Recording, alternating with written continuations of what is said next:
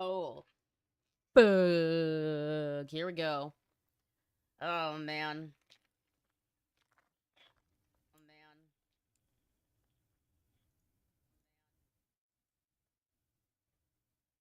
man. I'm not excited for this at all. But do I have much choice in the matter? No, I have obligations.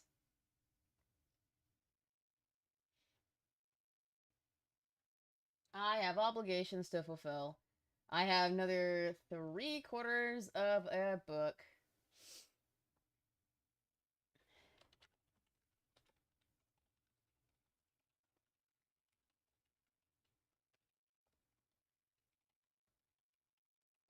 If you guys haven't already seen, I am no longer going to be continuing with the secondary channel. I will leave it up, but you will not be seeing any posts to it. This is just something that I've decided to do that needed to be done. Um, it had to be done at this point. Things were just it was just too much to deal with both of them, and I have stuff that's planned in the future where it's gonna make things even harder. So I had to not. Let's put on some music in the background. I think that we need that.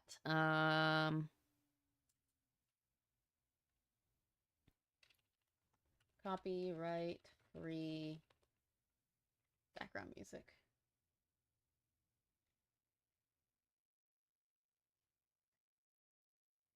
I'm not going to do that one again because it's not all copyright free. Where's White Bat? Let's do White Bat. White Bat never has clocked me before.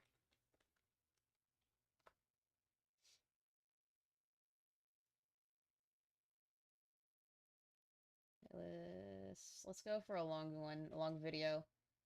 Probably be like an hour and a half. So let's do a playlist. I know I'm not completely prepared, but we're trying. We're trying.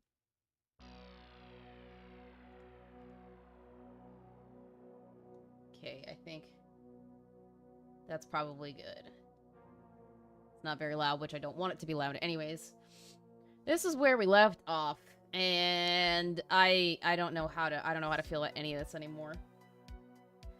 Oh god. Okay. Turn that a little bit more. It doesn't need to be loud. Here we go. We're back at it, chat. Dante let out a yawn as he snuggled deep into the cushions of the couch.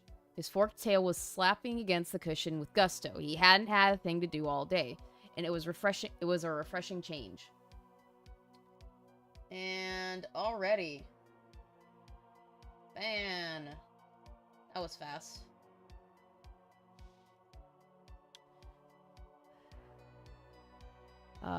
He hadn't had anything to do all day, and it was a refreshing change. He loved fighting and killing whatever American asked him to.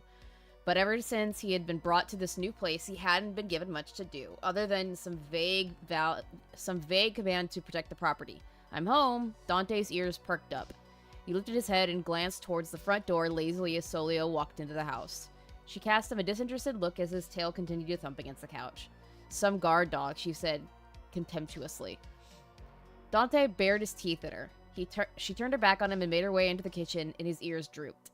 He hated to admit it, but as strong and powerful as he was, he feared that woman more than anyone he'd ever met. Someone's got a fetish. Solio entered the kitchen to find American poring over papers. He did not look up at her as she approached. The water's on, he said, and the electricity. We'll be able to cook him a real meal tonight. He looked rather pleased with himself.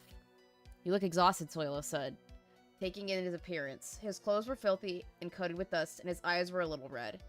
I've been working all night, he told her. Did you find out anything? She relayed all that had happened while he'd been out, and American nodded along. The police are after us now, it seems. I read Chaos. Yeah. Yep, I have to. I have obligations. It was as you said, Solio said, her voice grim.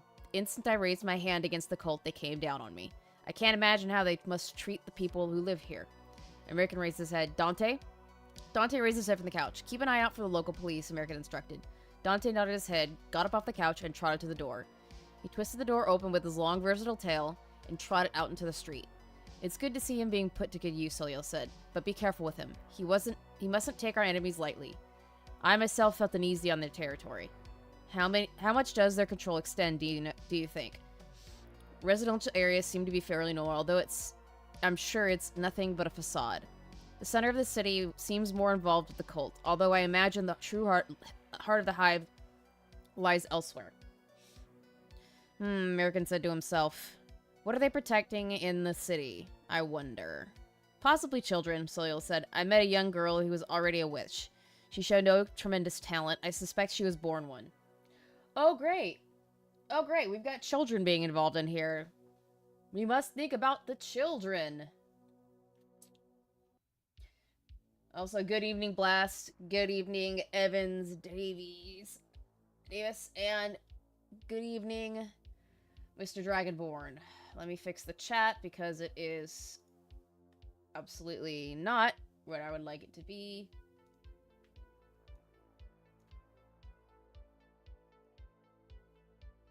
Make this smaller. And do it this way. Tiny bit. Let's do that. Should be good.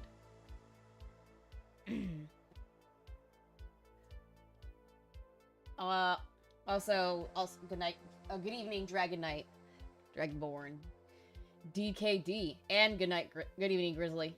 Yeah, it does get worse with every sentence. I must keep going. I must endure.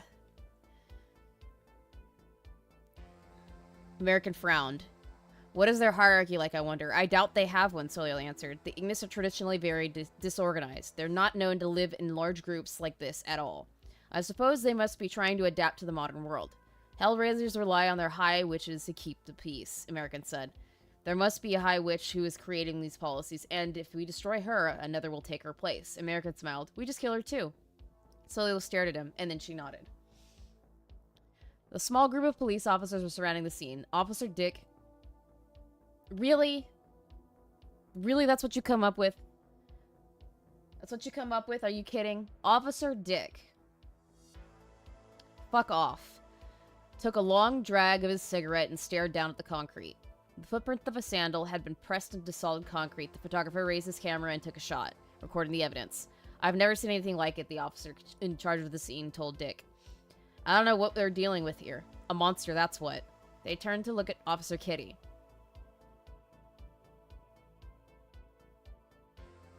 I can understand why you want to opt out.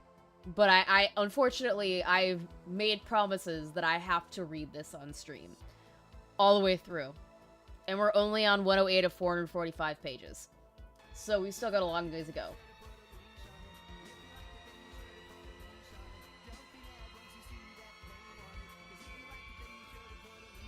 What? Uh-oh. Thank you for the 5, Edge Shadow. Edge Shadow Bearer.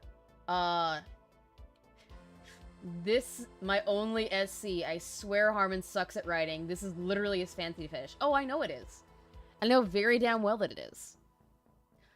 I also want to remind you guys, there are donation goals that are involved here. If we get to the 1,000 mark, I have to read a Harman fanfic on stream, just like I'm reading this one. 1,500 is I have to perfect a shitty game on stream, meaning I have to 100% on stream for y'all viewing pleasure. And 3K, I will read another book from Harman. Why I do this to myself, I have no idea. But, hey, Pidgey, thank you for being a member for almost 3 years. May Satan have some semblance of mercy on your soul, because God's blindness allowed this to pass by unseen, unjudged, and unpublished. Ave Satanus. Ave Satanus, indeed. I need to, update this. Because I made a mention of this. Read another Harman book on stream. Alright. Let's get this all situated, shall we? Pop that right there. And you can already tell I'm a woman of my words, so you guys can absolutely use this against me. You can. And somebody probably will. And Gara probably will, especially after what I'm gonna do. Oh, he has no idea. He has no idea what is coming. He thinks what he did is cute now. Just wait. Just wait. Anyways. Back to the reading. They turned to look at Officer Kitty. She had not been allowed to have her hand treated after the gun had exploded in her hands, and she nursed it tenderly, having wrapped it in a piece of her shirt that she had torn off from the bottom. She was now showing off quite a bit of her midriff. You are sexualizing a woman after her hand has been blown off and she's gotten her ass whooped. Wow. A monster, Dick repeated. Greek? She let out a deep breath. French. Dick gave the officer a puzzled look. Officer Kitty accosted this woman as she was in the middle of assaulting an acolyte of Ignis. Kitty, assuming that she had the situation under control, chose to step in herself. Kitty was one of the best female officers in Ignis in combat situations. She had every right to be confident going in. Dick had never known her to lose a fight, but to see her in the condition she was in now. You should have put like ... That's like an unfinished sentence. That is an unfinished sentence, Harman. Good God. We need to identify this woman immediately, he said. She's dangerous and a threat to the peace. That won't be necessary. Dick looked up. The acolyte was lying on her back with her legs crossed, her foot bouncing up and down on her knee. One would ever expect that she had just gotten on the losing side of a fight. What? Dick growled. It always rankled him whenever an acolyte, a girl without any real power in the Ignis, tried bossing him around, especially when it had been this woman who had saved her life not even an hour before. You can't handle it, the pink-haired girl said, and she sat up. It's going to take some real firepower to even break one of her nails. Dick bit back his tongue. What would you recommend? The acolyte laid back down. You should have said laid back down. Your grip of the English language is so fucking loose. Disappears into the realm of dragons. Divines bless you. Thanks. I appreciate it, DKD. We will persevere. I will persevere. I will persevere. Anyway. Stand down. Go kick a puppy or something, Dickless. Dick stepped forward. What did you say to me? He growled. The pink-haired girl smiled at him. I said you have no dick, she said sweetly. Didn't you hear me? Officer Dick drew his weapon and fired. Kitty screamed at him to stop as his bullet shot forward. The bullet shot straight towards her head. It suddenly swerved out of the way and missed its target. The pink-haired girl looked at him. She arched her brow and slowly rose to her feet. She did not use her hands or feet, but her magic. Her body arched upward, as if she were falling down in reverse. When she was standing, she was no longer smiling. You dare attack me, officer, she asked. Her face was still pleasant. She did not even feel the need to transform. Officer Dick fired again. Again, the bullet swerved out of the way. Her magic aura was so overwhelmingly powerful that mere bullets would not even go near her. The other officers were backing away, looking frightened. Kitty, however, called out to him. When you die, can I be chief? Dick cast her a disgusted glance, which is all Ignis Candy Pop needed. She darted forward, her hand becoming a vicious claw, and penetrated his chest with one sharp jab. He really hates cops, doesn't he? And he can go fuck off with that. The officers winced as she pulled the still beating heart out of his chest. Kalima! Officer Dick stared at his heart, still attached to his inside. This candy pop slowly caressed it in her hands. That's not how that works, Harman. Ooh, it's so big. That's what she said. Literally, she said. She cupped the heart in her hands and stared down at it lovingly. You mean it. It, not her. She lowered her head and then kissed it. She then opened her mouth and took a big bite out of it, tearing it apart with her teeth. Officer Dick gasped. Oh no, Katie said, her voice monotone. Oh no, is more like it. Oh no, Katie said, her voice monotone, as Dick fell to the ground in a heap.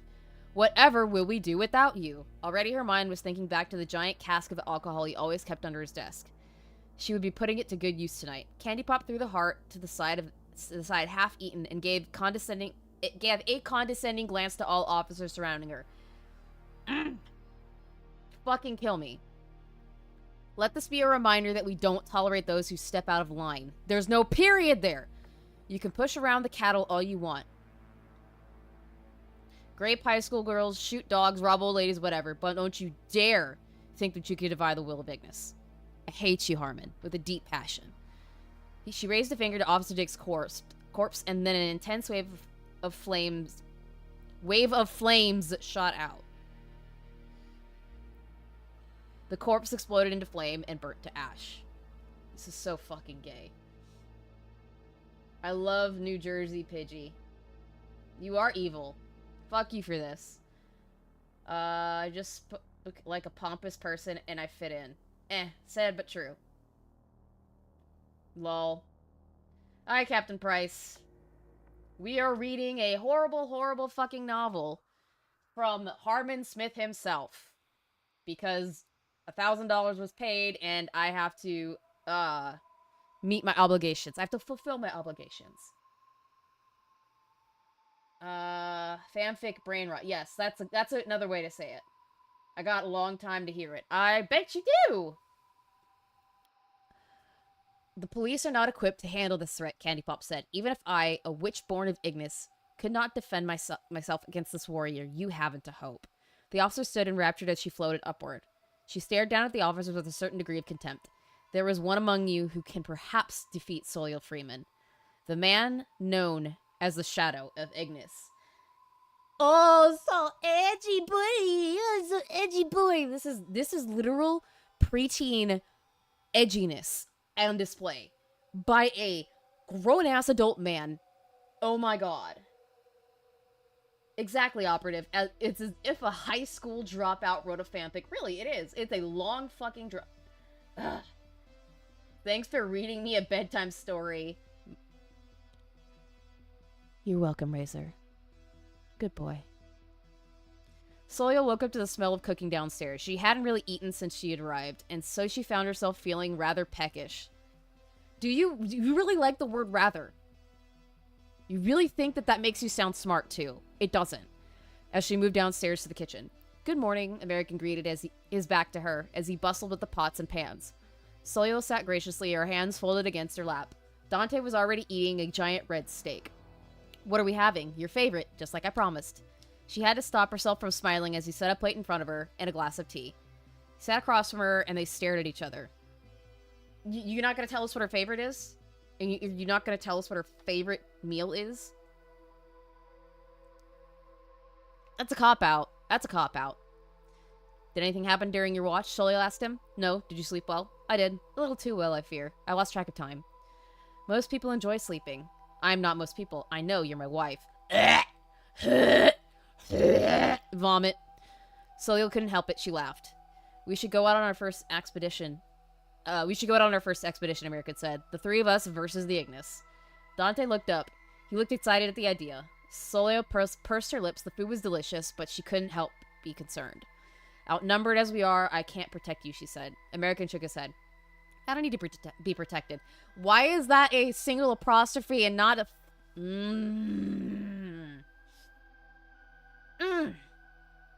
Kill me. Don't really. Don't really. It's a joke. It's a joke. It's a joke, YouTube. It's a joke. It's a joke. It's a joke. I swear it's a joke. I don't need to be protected, he said firmly. I can hold my own. Besides, Dante will be with us. The Hellhound barked his agreement. We aren't dealing with amateurs here, American, Soliel said. If something were to happen to you, she stopped, taking a deep breath. Won't have anyone to cook me breakfast. Oh, goody. Fucking goody. What is it with him and dominatrix yandere fucking girls? Good God. Ugh. Vomit. She said, trying to keep her voice stoic. American laughed at her, and she felt her cheeks go red. It's fine. I'll leave you the recipe. That isn't what Look, American said, sounding more serious. I have to do this. Soliel stared at him. He would not budge. Very well, she said. But I guarantee you that we will see some sort of combat. No shit, Sherlock. He stared at her with a steely expression. That's what I'm hoping for. Don't be reckless, she admonished him. Never underestimate your enemy. Always go into battle prepared to die. So fucking edgy. She stood up. Her sleeveless yellow tank top had replaced the sundress. It was somewhat tight and showed off quite a bit of her stomach. Her tan shorts showed quite a lot of her long, powerful legs. Her sandals today have been replaced with practical shoes. Homie, do you not know how to describe things without saying rather or quite a lot or anything of that derivative? Do you not know how to write? Of course the answer is yes. He doesn't know how to write. Hellfire, promise I won't pay 1K, so you have to play the trash game 100%. Well, you'd have to pay more than 1,000 because we're at 356. We're still like 544 away from even being the fanfiction. Stare at each other. The meal is undefined. Can I just say American is a stupid name? Oh, it is, Oleander. It's a very stupid name. In Minecraft, it's called the Kink. Yeah, it is. It's fucking gross. Also, hi, Power Boss. Willkommen. Because Harman is a gooner to Princess Peach fart ASMR. Yeah, he is. He probably likes Princess Peach Kate farts, man. I don't want to see his porn history. I really, really don't. Aliens should invade us at this point. Yeah. While drawing is more of my gift than writing, I like to think I could write a better thing than Harman. Oh, I definitely can. I definitely can write a better fucking story than this. Good God. Don't tempt me. Be prepared for anything, she told him. As he finished his own breakfast, he nodded and got to his feet as well. You don't need a comma there. He walked across the table and took Soleil's hand. You don't need a comma there either. She flinched slightly and seemed to almost want to pull away from him. After a brief moment, she relaxed, her fingers wrapping around his own. See, that's how you use a comma. You don't need to put commas in front of and, dumbass. I'm sorry, Soleil said quietly. I'm not. She couldn't even finish her sentence. She felt embarrassed. It was one another to have never been kissed or have had a boyfriend. It was quite another. You mean it's one thing? It's one thing? And you put ... dots in here. Are you fucking kidding me? Razor Ultron, thank you for being a member for a month. AC for life. Though I recognize Desire's voice on a VTuber video, please look up Porcelain Maid and let me know if that is the VTuber alias. Thanks. I don't know. Maybe. Maybe I'll look at it at some point. So what you meant to say, it was one thing, or it is one thing to have never been kissed or to have had a boyfriend. It is quite another to have never had, to have never had her hand held. This is brain rot. I can barely read this. It's fine, American said as he led her to the door. You'll just get used to it. Or you'll get used to it. He whistled and Dante looked up from the bone of his steak, and followed him out. There's no need for a comma there. As if emboldened by his words, Soleil lay her head against his shoulder as they walked down the driveway, past their car, and into the street. Those are how you use commas. Fucking hell. Soleil, where should we go first? America inquired. Soleil raised her head, but before she could respond, the three of them were waved down. Melanie, the woman that Soleil had spoken to on her first trip out, was out and about. Good morning. Good morning, they said as they approached her. Dante, knowing very well how frightening he could be, lay down some distance away as the couple came to a stop. So you're the man of the house, Melanie said to them, and I would guess that the dog was yours before the marriage. American smiled. You're a pretty good guesser. What are the two of you doing today? Soleil wants to show me around town now that the house is habitable. There's still the wrong punctuation there, American said. His tone was casual, but he was carefully evaluating her reaction. The woman smiled widely. That sounds lovely, she said warmly. But there isn't much there. I'm afraid it isn't worth seeing. I'm sure we'll find something of interest, America said. They said their goodbye. They said they goodbyes? You mean they said their goodbyes and went their separate ways? I'm getting angrier and angrier the more I get through this. Soleil's arm in his, Dante the hellhound trotting behind. Did you catch that? American whispered to her. She was trying to steer us away from going into town. What does that mean, do you think? It may mean nothing. Again, wrong punctuation, Soliel hissed. She may be genuinely neighborly. Maybe being genuinely neighborly, maybe. I doubt it. We mustn't jump to conclusions, Soliel warned him. We need more information. Sounds like a job for Minerva, American said quietly. I'll call for her when we return. Soliel nodded him. Dante trotted in front of them, his forked tail swinging back and forth. That dog is a menace, the old lady down the street screamed at them from her porch. The dog does more for the world than you ever did, American shouted back. Soliel silently stood by his side, gripping his hand firmly. You're that Freeman boy, aren't you? The woman sneered, spit falling out of her face. I saw you that day. There's no need for a comma there. 7 years ago when you killed the poor man of the law. The one that was trying to kidnap me, you mean? American asked loudly. A girl down the street stopped what she was doing to stare at them. You don't need to say stop it twice. You don't need to say it twice.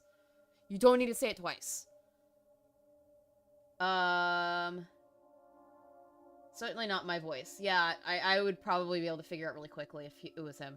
Sup? Oh, nah. Just finished my shift. I'm sorry that you have to suffer with this after your shift. Naming a hellhound Dante is as subtle as playing pour some sugar on me at a gentleman's club. You're right. Not even close to my voice. I'm so glad that I'm here for this. I'm glad that you're here for this and me fucking crashing out. Gordon Freeman? Where's Virgil? Don't you dare bring my sweet baby Virgil into this. I will be so livid. Leave my Virgil alone. The one raised a shaking finger. You should show more respect to those who protect your freedom, boy, she sneered. American turned to Soliel. What an old bat. Miserable old woman, she said immediately. She'd already spoken to her twice and had already gained a healthy dislike for her. The two of you will burn the fires of... The three of them kept walking. The woman was shouting after them as they headed into the town proper. Who is she? Soliel said. Some old bat who's been here all my life, American said derisively. She seems to have a low opinion of you. She treats everyone like trash. I avoided her. If she's lived here a long time, she might know something about the Ignis, you think? We'll pay her a visit sometime and ask, American nodded. Why would you do that? Why would you want to do that? Hi, Eric. Yeah. Sorry about the ads, man. It's probably way better. Probably way better than me listening to me read this. If I were you, I would rather have the ad. I also don't have any, like...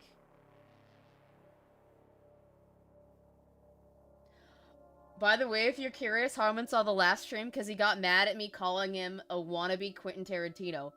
Oh, hilarious. Good. Mauled, motherfucker. Mauled because I'm tearing apart your horrid, rancid, stinky version of a fanfic. Because it's terrible. It's bad. It's very bad. I want you to maul over a woman tearing your asshole apart. Mauled, cope, seethe, sneed, sit and spin on it, motherfucker. Somebody clip that. Somebody clip that for me, please. American nodded. They spoke in hushed tones as they walked, falling silent only when people were approaching them. To American's trained eye, he spotted several people he was sure were cult worshippers. A 15-year-old girl walked by with a bloody knife in her hand. Soliel, however, proved herself able to spot things that even he would easily overlook. Or that he would easily overlook. Those marks on her face are burn marks. What? She might be being pressured to join the cult, Soliel said quietly. Or perhaps it's a rite of passage. The girl tucked her hair behind her ear and glanced at them. Soliel was staring at her rather intently.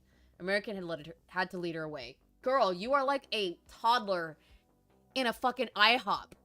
When you see somebody, like, that you've never seen before, or you're... Oh my god.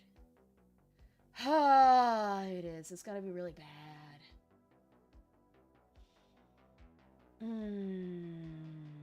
Oh, we already have General McLovin. We already have heard him. And they're dog shite. They're absolute dog shite.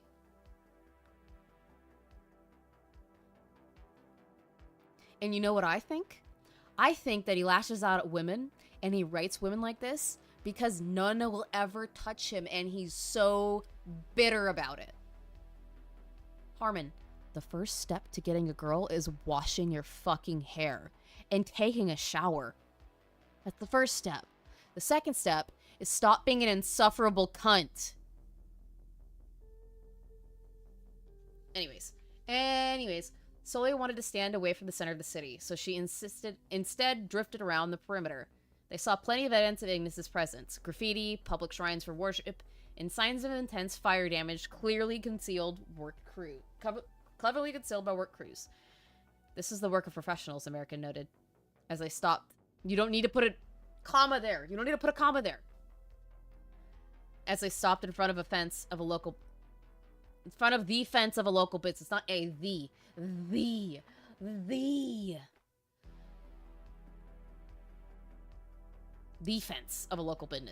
Good God. The tips of the iron fence were sharp spikes that protruded upwards, but somehow in the past they had become twisted downward. Someone had carefully straightened them back again, but minor signs of damage remained.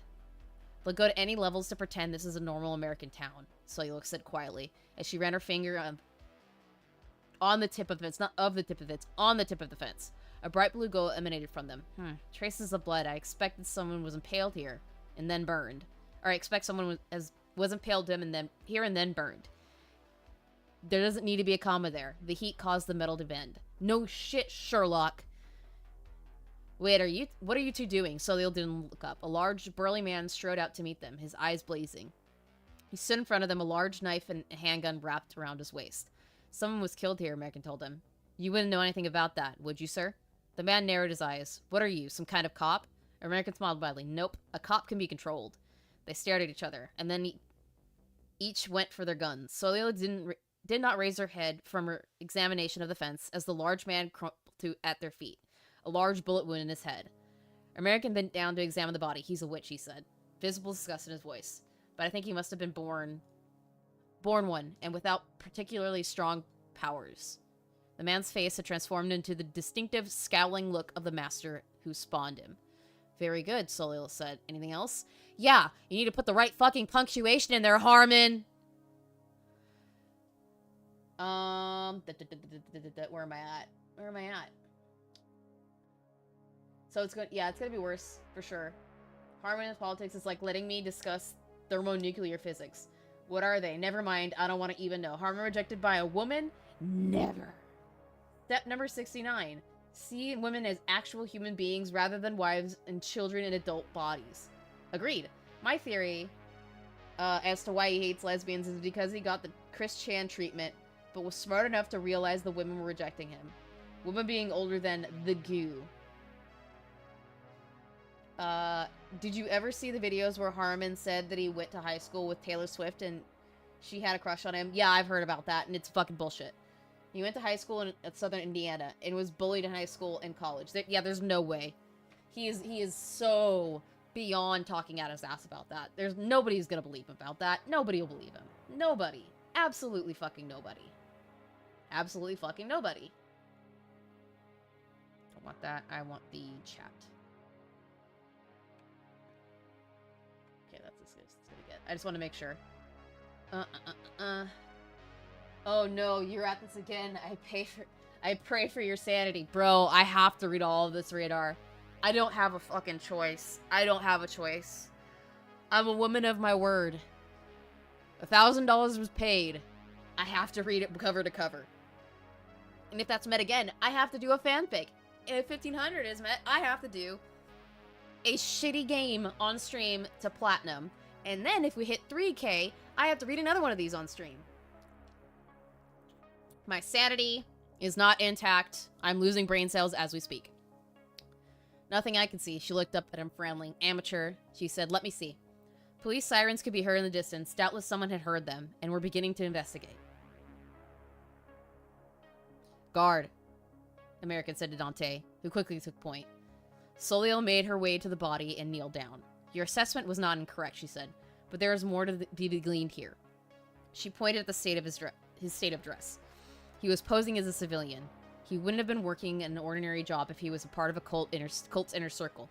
Doubtless he is of a lower caste. That isn't so unusual for male witches, American noted. Women were naturally far more gifted at magic than men, and therefore generally enjoyed much higher status in their respective communities. You guys, I have a theory. What if... What if... What if... Harman hates women because he wants to be one? Because in this, he's speaking so highly of them. And puts them in a position of power. Puts them on a pedestal in here. He talks so badly about all of the men.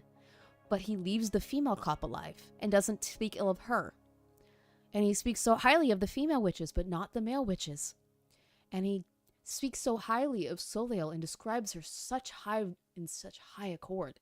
Do you think that maybe, just maybe, he wants to be a woman? He wants to be a woman. That's my theory, and I'm sticking to it.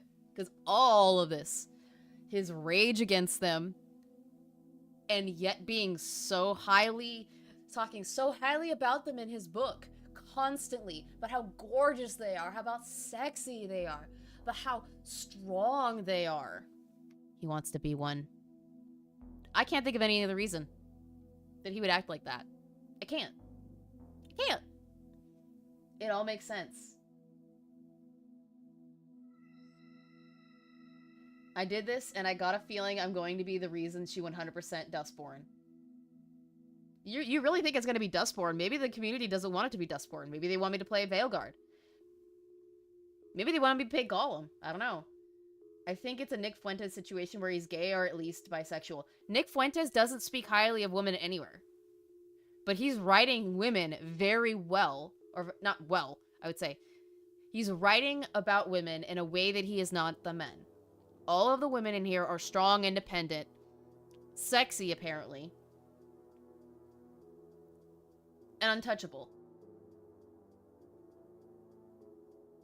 There's no other reason that I could think of that he would actually act like this if he didn't want to be a woman.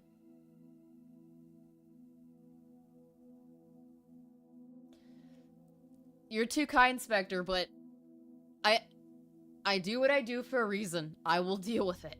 Anyways, I gotta get back to this, because we've already been at this for half an hour, and I've only gotten through, like, 4 pages. 5 pages. 6 pages, maybe. Oedipus Complex, maybe. I don't know if he wants to be his mother, or he wants to fuck his mother. He definitely wants to be a woman. It's only through fetishistic depictions of badass, relatively older women inspired by Japanese entertainment that a hint of an Oedipus complex that Harman can attempt a facsimile of respecting women. He wants to be one. He wants to be a woman. Harwoman. I love it. Harwoman. I love that. I'm keeping that. I'm stealing that. I'm tactically reacquiring it. I am. I am tactically reacquiring that shit. I am tactically reacquiring it, and you cannot take it back. Harwoman Smith? Yep. Harwoman Smith is what I'm going to call you from now on, Harman. Harwoman Smith. Because you want to be one. Very badly. And you know what they say, if you can't beat them, join them. Harwoman? Anyways.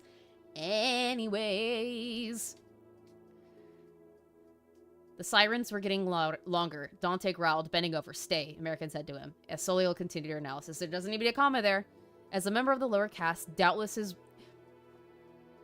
You keep using the same words over and over again. Holy fuck. Doubtless his role is to interact directly with the people and influence their behavior. I imagine the entire city is filled with people just like this. The police cars came to a stop right by where they were standing. That's nice, Soliel, but we have company. Again, Soliel didn't bother looking up. Knowing that she was in the middle of something critical, American turned to face them alone. Dante was standing poised, his teeth bared, as the 6 cops strode from their vehicles and into the street. Well, the man in the middle drawled. What do we have here? A self-defense situation, American said immediately. You don't need to be involved, officer. The officer narrowed his eyes. The 5 men and women accompanying him. And woman. There's only 6 of you.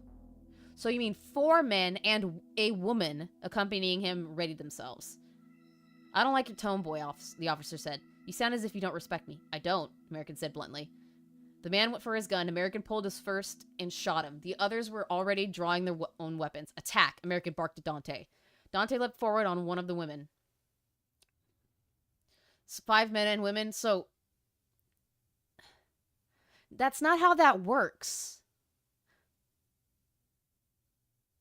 That's not how that works, Harman. You should have just said officers. You should have just said officers, you fucking idiot. She let out a cry as his teeth tore into her face, ripping her to shreds. In one fluid motion, American shot the others. One after the other, they fell. I still have 1 bullet left, American said coldly, and he walked up to the pile of corpses. You should have brought 1 more. Maybe then you could have gotten a shot in. The woman that Dante was mauling desperately raised her pistol at his head and pulled the trigger. The bullet passed right through him, shredding through his head. But the mauling did not stop. The woman's hand fell limp, and Dante stood straight up, the wound in his head already healing, as he let out a vicious howl. We can celebrate after we win, huh? Dante fell silent immediately, his eyes glittering with malice as more sirens began to approach. Soleil stood up. I'm done, she said quietly. We should go. So soon? They looked up to see a pink-haired girl staring down at them from above. Her long legs were crossed in front of her as she kicked her legs up and down. You, Soleil said. Ah, you recognize me, the girl said pleasantly. I came as soon as I heard, she shuddered, letting out a loud sigh.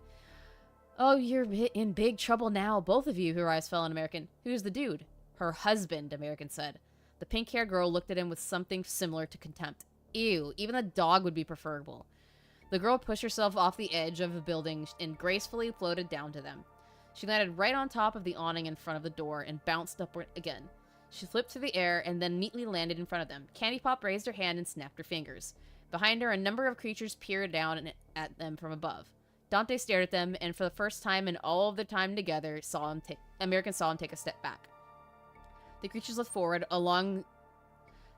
through the air and landed with a crash on the street behind them. There were 5 in total. Didn't need to have a comma there again. Red, flowing manes of fire ran down their necks, rather like the mane of a lion. Could have just said like the mane of a lion, like a lion's mane. Their jaws were wide and beast-like, with pure white teeth that could tear apart steel. Didn't need a comma there either. Their finely muscled limps? You mean limbs, retard. Were long and powerful, and didn't need a comma there either, and could tear apart an ordinary man with a single gasp. Within a single gasp, you mean? Demons, Soleil said disparagingly. Spawns of Ignis themselves, no doubt. Also, lack of this... You lack the knowledge to use proper punctuation.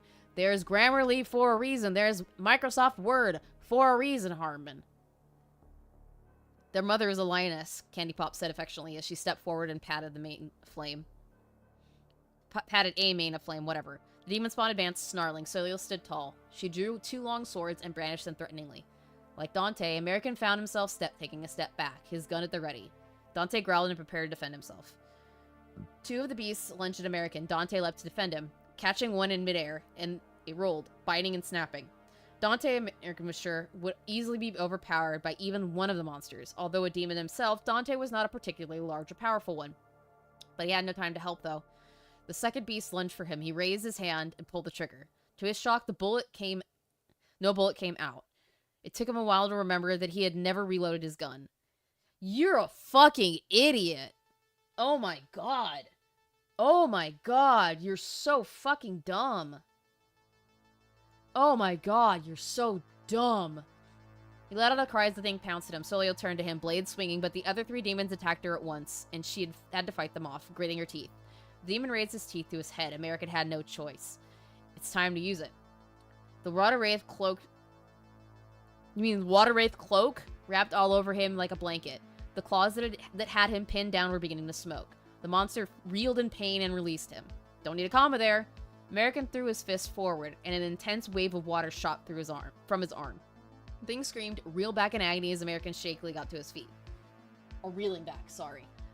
Sorry, it's very hard to read. Dante was howling in pain as his demon set his jaws around his neck, clearly intending to rip his head off. Good god, did you mean to put a ... there? You need to stop with that. This isn't a fucking fanfic. Oh wait, yeah it is, never mind. American raised his fist and shot a blast of water at it. The beast caught the monster in the side. Blast caught the monster in the side, blowing a hole in it. It reeled back in pain, and Dante leapt up, snarling, as he jumped inside his enemy's body and started tearing it apart from the inside. That's rather gruesome. Okay, appreciate you coming by. I understand completely operative. I completely understand. Nick Levin, there's already several femdom undertones throughout the protagonist's lead female interactions in multiple books. Okay, gotta get back to work. Bye, Des. Thanks for the cursed knowledge, Desire. Nothing else. We can confirm that Horror Woman very much emphasizes women and strongly thinks about them, while treating them as separate from man as both a species and sex. My brain is actually hurting. Oh my god, he needs to be... Yeah, he does. Evans, please take care of your brain. Procure cat videos is brain bleach. I agree. Harman is the type of person who think he's smarter than grammar check. He's not. You're right, Oleander. I bet Harman made his main character to be the OP. Oh yeah, of course. Of course. Of course! Soil smiled to herself. Now that American had seized control of the situation, she had no need to worry. She took the blades and spun around, facing her three opponents with gusto. American stood tall, the full power of the water wraith armor covering his entire body. I've trained my entire life for this, he said coldly as he stared at his opponent. I always wanted to be a firefighter. The demon took a step back, but American lunged forward, the streams of water shooting from his back, acting as a propulsion system. That could have been a comma there. That didn't need to be a separate sentence. Dumbass. The demon screamed as American's water-clad fist met its jaw, knocking its clean off. Candy Pop stood watching, appalled. A firefighter, she asked? Really? She shook her head and took a fighting stance. Your kind isn't welcome around here. Dante, having defeated his opponent, had rushed in to help Solio. Now American faced the witch alone. She considered him, taking the animalistic shape of her opponent. Taking in the animal... whatever. You look like a giant turtle, she told him. American raised his hand and an intense burst of water burst out. She swerved out of the way and, rather like a dancer, struck a pose, bouncing on one foot with her other protruding far behind her. You fight like a girl, she told him. Soliel turned around. In one movement, she slashed the head off of one of the demons with her sword while catching the other in a vicious kick, sending it soaring off into the sky.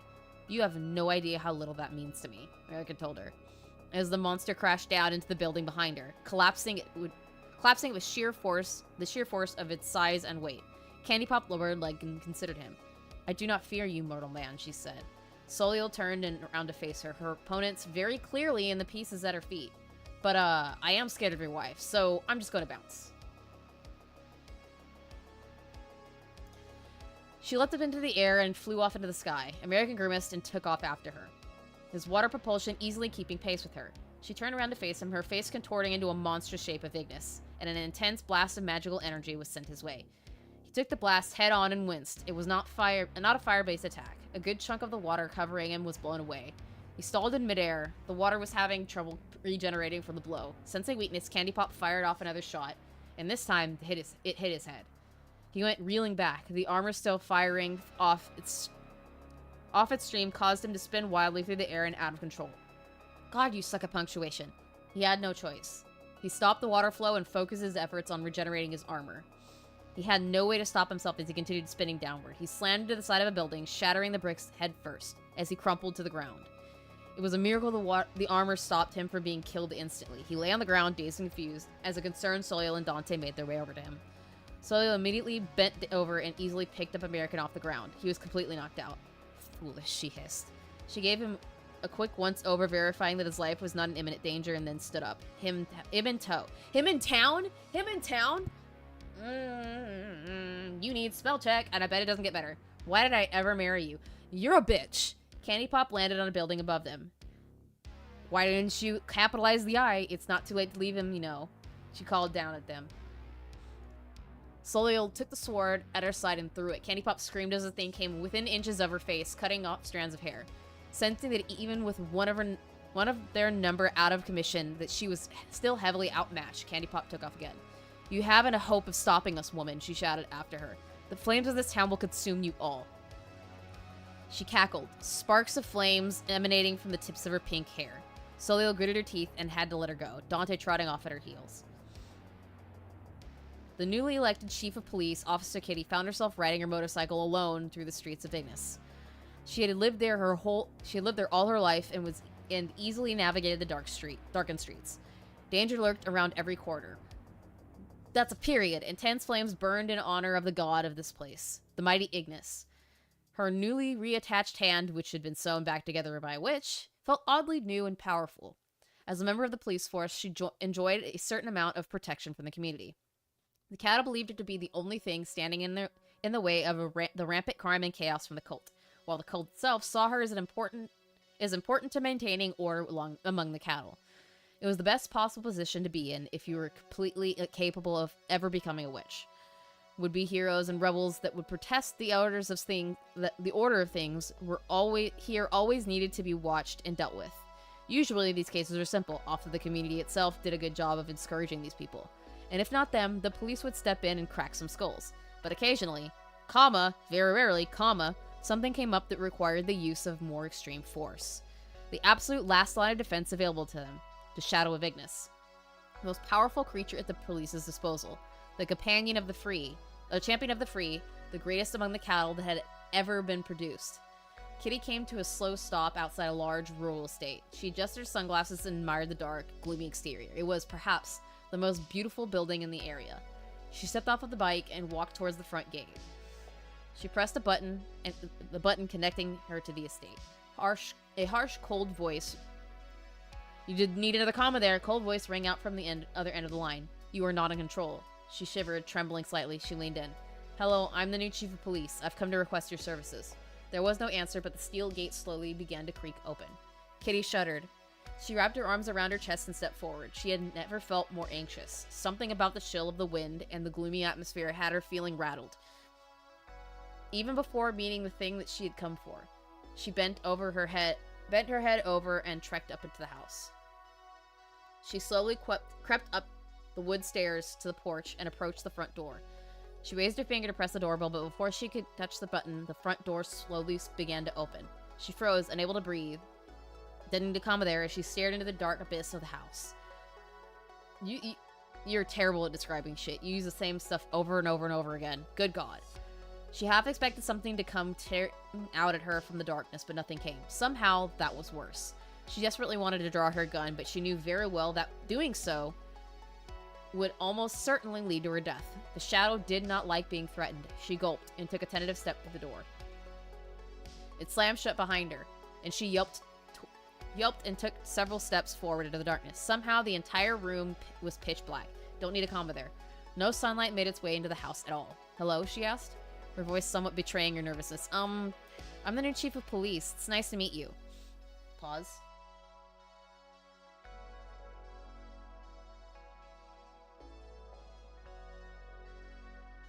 Ugh. Nose is all congested. I don't know why.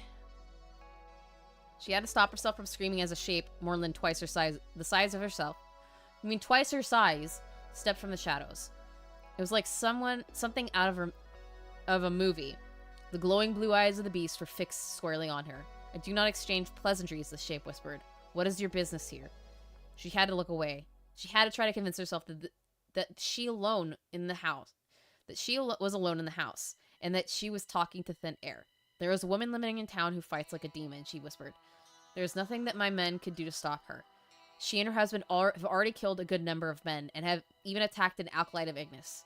The thing let out a sharp exhale of breath. The force of it sent her hair billowing backwards. I have no love for the Ignis, it said. This woman, she intrigues me. Tell me more. Let me guess, this is his self-insert. Kitty found herself relaxing somewhat. The initial danger had passed, and now they were negotiating for real. We know very little about her other than her name, Soliel Freeman. Maiden name, Blade, she. The monster let out another intense breath. Blade, it whispered. Blade, the vampire hunter. You've heard of her? Kitty asked, taken aback. It had taken quite a lot of time for her men to dig up her identity, let alone who she really was. Oh yes, it breathed. I made her who she is today. It laughed. Kitty felt the strands of hair on her hand stand up on end. We need to kill her, Kitty said. I have full authority to grant you anything you wish in return. I want nothing. Kitty's mouth tightened. The shape stepped forward. I want nothing but her blood on my hands, he said, a large hand becoming visible. Kitty took a step back as it stroked her face. Nothing more. Okay, she choked. Do we need to shake on it or the hand pulled back? Leave me, it commanded. Kitty was only too glad to go. The door opened on its own and closed behind her as she hit the pavement. She broke out into a run down the driveway and back to onto the street. She leapt the fence and got back on her bike. She was relieved when she got away with no issues. Her heart was still racing in her chest. She had been terrified. The shadow of Ignis had terrified her more than Solio Freeman had. Solio, at least, had been human. Ooh. Ooh. Solio lay American down on the couch and fetched him an ice pack. After a brief moment's consideration, she also fetched Dante some meat. He ate, but clearly he was troubled. He sat gnawing at the flesh as he watched his master for any sign of movement. He'll be fine, Solio assured him, as she scratched his ears. Dante whined and lowered his head away from her touch. He had been very brave fighting off those demons. If he had been alone, he most certainly would have been killed. Oh, shit. Yeah, I'm reading it on a weekday. If I write a fanfic, will you read it on stream too? Maybe. I'm only reading this because I'm obligated to. This book is heresy. Yes, it is. I recently found some of his old fantasy writings from the back in high school. I won't say were better than this. However, I was 15 and Harman's 30. Yeah. I've written better shit when I was 15. When I'm painting a weird picture with language, I at least put some effort in there. There's only one blade, and it's Wesley fucking Snipes. Agreed. Broken out bitch about anyone's writing ever again. I hate it here. You hate it here. I have to read this. By the way, 3 periods is called an ellipses or ellipses of multiple. I know that. I'm aware of that. But he doesn't understand how to use that properly. He doesn't. He's really bad at this.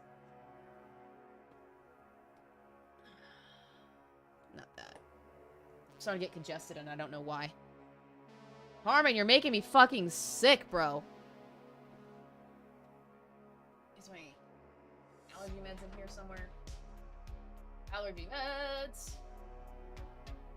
Give me 1 second. I'm gonna go find my allergy meds. Ah, fucking hate it here. Fucking hate it here.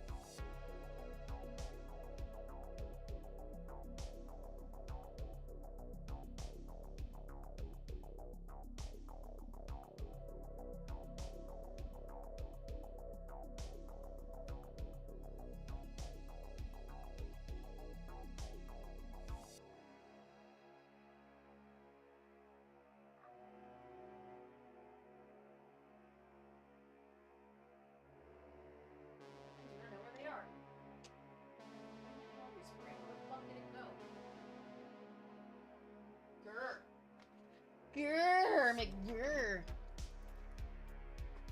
Ugh, fuck me sideways. Anyways, I guess I'm not gonna be able to find it anytime soon. I don't know where the fuck it went. I feel like I'm getting congested and I don't like it. I don't like it! I'll find it eventually, I'm sure. It's around here somewhere. Anyway. Back to the shit show! Fortunately, the same could be said for American. He had been too reckless, and now he was out of commission, this early in their life together here.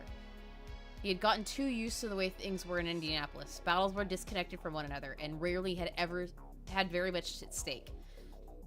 They were not fighting a battle, they were fighting a war. Hey, you used the fucking colon right! And he had given everything he had for a fight which, in the grand scheme of things, meant absolutely nothing. She doubted very much that Ignis Candy Pop was anyone of importance within the Ignis. He had made a mistake, to be certain. And if she had not been there, he would most certainly have been killed. And because they had still not found any new allies, she was stuck taking care of him until he recovered. In sickness and in health, she repeated herself dryly. She replaced the ice pack, and upon further consideration, took the nearby armchair and moved it closer to him. She wasn't an expert at medical care. Period. She could heal basic scratches and wounds, but under these circumstances, she thought it best to let him recover naturally. She glanced at the window. She knew the police were waiting for them outside. There were about 6 of them, armed to the teeth with surplus equipment of U.S. Army machine guns. Of the U.S. Army machine guns, riot shields. She half expected to see a tank. She imagined the government regularly tried to take the city back by force, only to be rebuffed and the equipment of their soldiers purloined and repurposed for their use of the police. This is getting really annoying. Ugh. Allergies. Fuck. The question was, who or what it would be? Who or what it would be it be? You mean who or what would it be? Good fuck. Although they were waiting for them quite some time, they still had not attacked. Soliel suspected that the demons they had killed could have slaughtered this entire unit single-handedly. These people were only here to support the real enemy that they would send to face her. The question was, who or what would it be?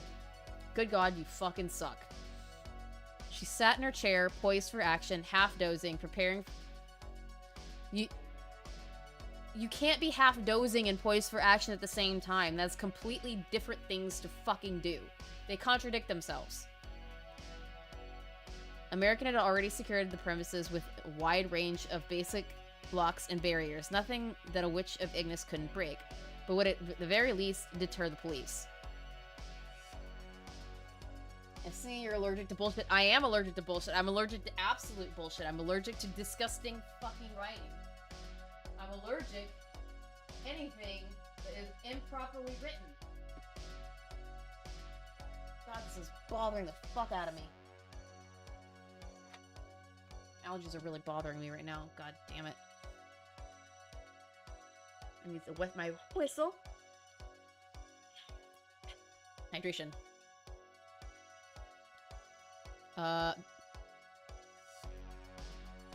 Dante was on edge. He seemed very aware that something was wrong, the fact that Soliel was grateful for. She was sure that he could protect his master in a pinch. This is the police. This is the police! A blaring megaphone knocked her out of her reverie. Come out with your hands up! No! Dante raised his head and she got to her feet. Guard, she told him. He looked at her blankly, but he did not move. She only hoped that he would do as she asked. She gave her husband a one last once over before stepping to the front door. She raised her hands and opened the door by magic. It swung open and she stepped through. Immediately upon seeing her, the crowd of cops opened fire. Soliel stood there as her aura stopped the bullets in their tracks. Bullet after bullet came within feet of her, only to stop in midair and crumple to the ground. She stood there, completely stone-faced, as dozens of bullets were unloaded onto her. And then, finally, the shooting stopped. Soliel stood there, hundreds of shells at her feet. She stared out at the police. Do you have a warrant? The cops froze. In most cases, they would have laughed. They spit on the rights of American citizens every day. Fuck off, Harman. You have absolutely no comprehension of what American rights are. Nor do you even try to understand. Nor do you care. Because you constantly suck the dick of Japanese people when you don't understand their culture. You belong nowhere. Nowhere. You are an outcast. And you will stay that way because you are a stupid piece of shit. And nobody likes you. Ugh. But in this specific instance, they were dealing with someone who could fight back. Like all bullies, they were unafraid. I'm rolling my eyes so hard right now. You sound just like the liberals and the leftists that you like to go after. You sound just like them. Is that what you want to be, Harman? You want to be a female left-winger? But you can't? Because you think you'd be embarrassed by it and nobody would accept you? You're right. We wouldn't accept you still. Because you'd still be a piece of shit. You will be a garbage example of what human beings should be.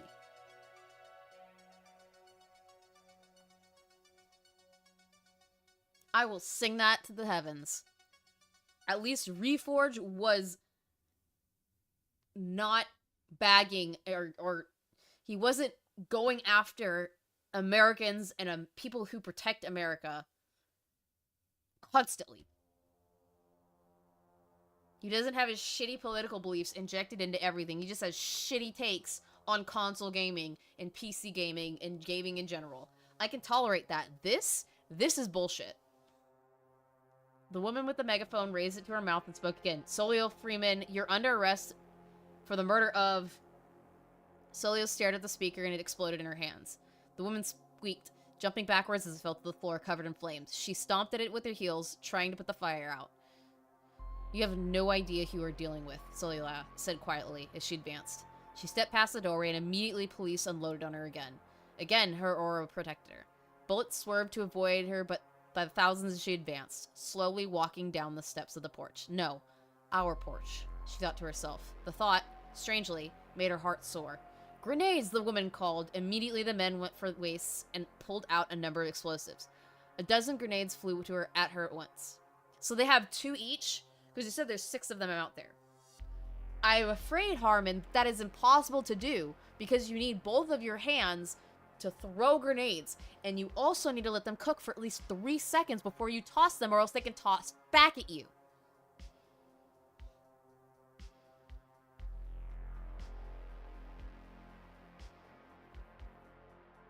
You know nothing. You know nothing, stupid one.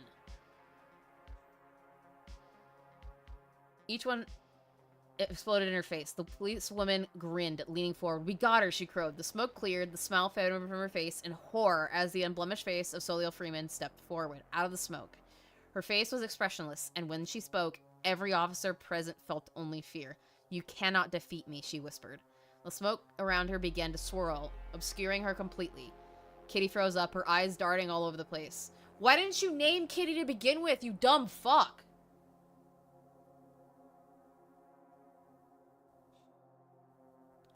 So the female cop you're talking about is Kitty. Why didn't you say that from the jump? Fuck.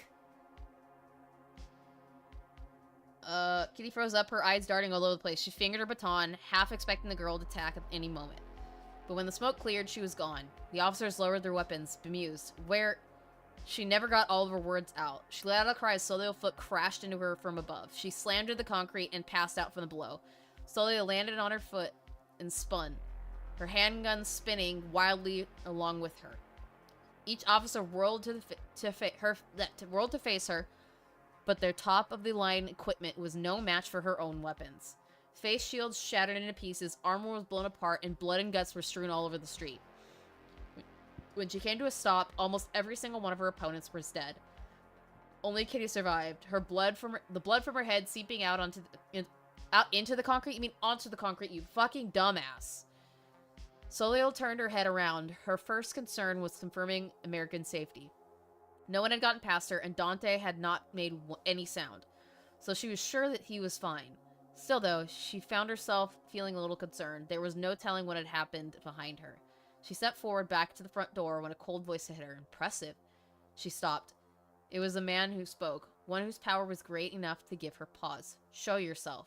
Something landed on the police car behind her. She rolled around, pointing her handguns at her new target. It was a man, but she wasn't entirely sure he was human. He was large and hairy, his mane of black hair falling down across his back and into his waist.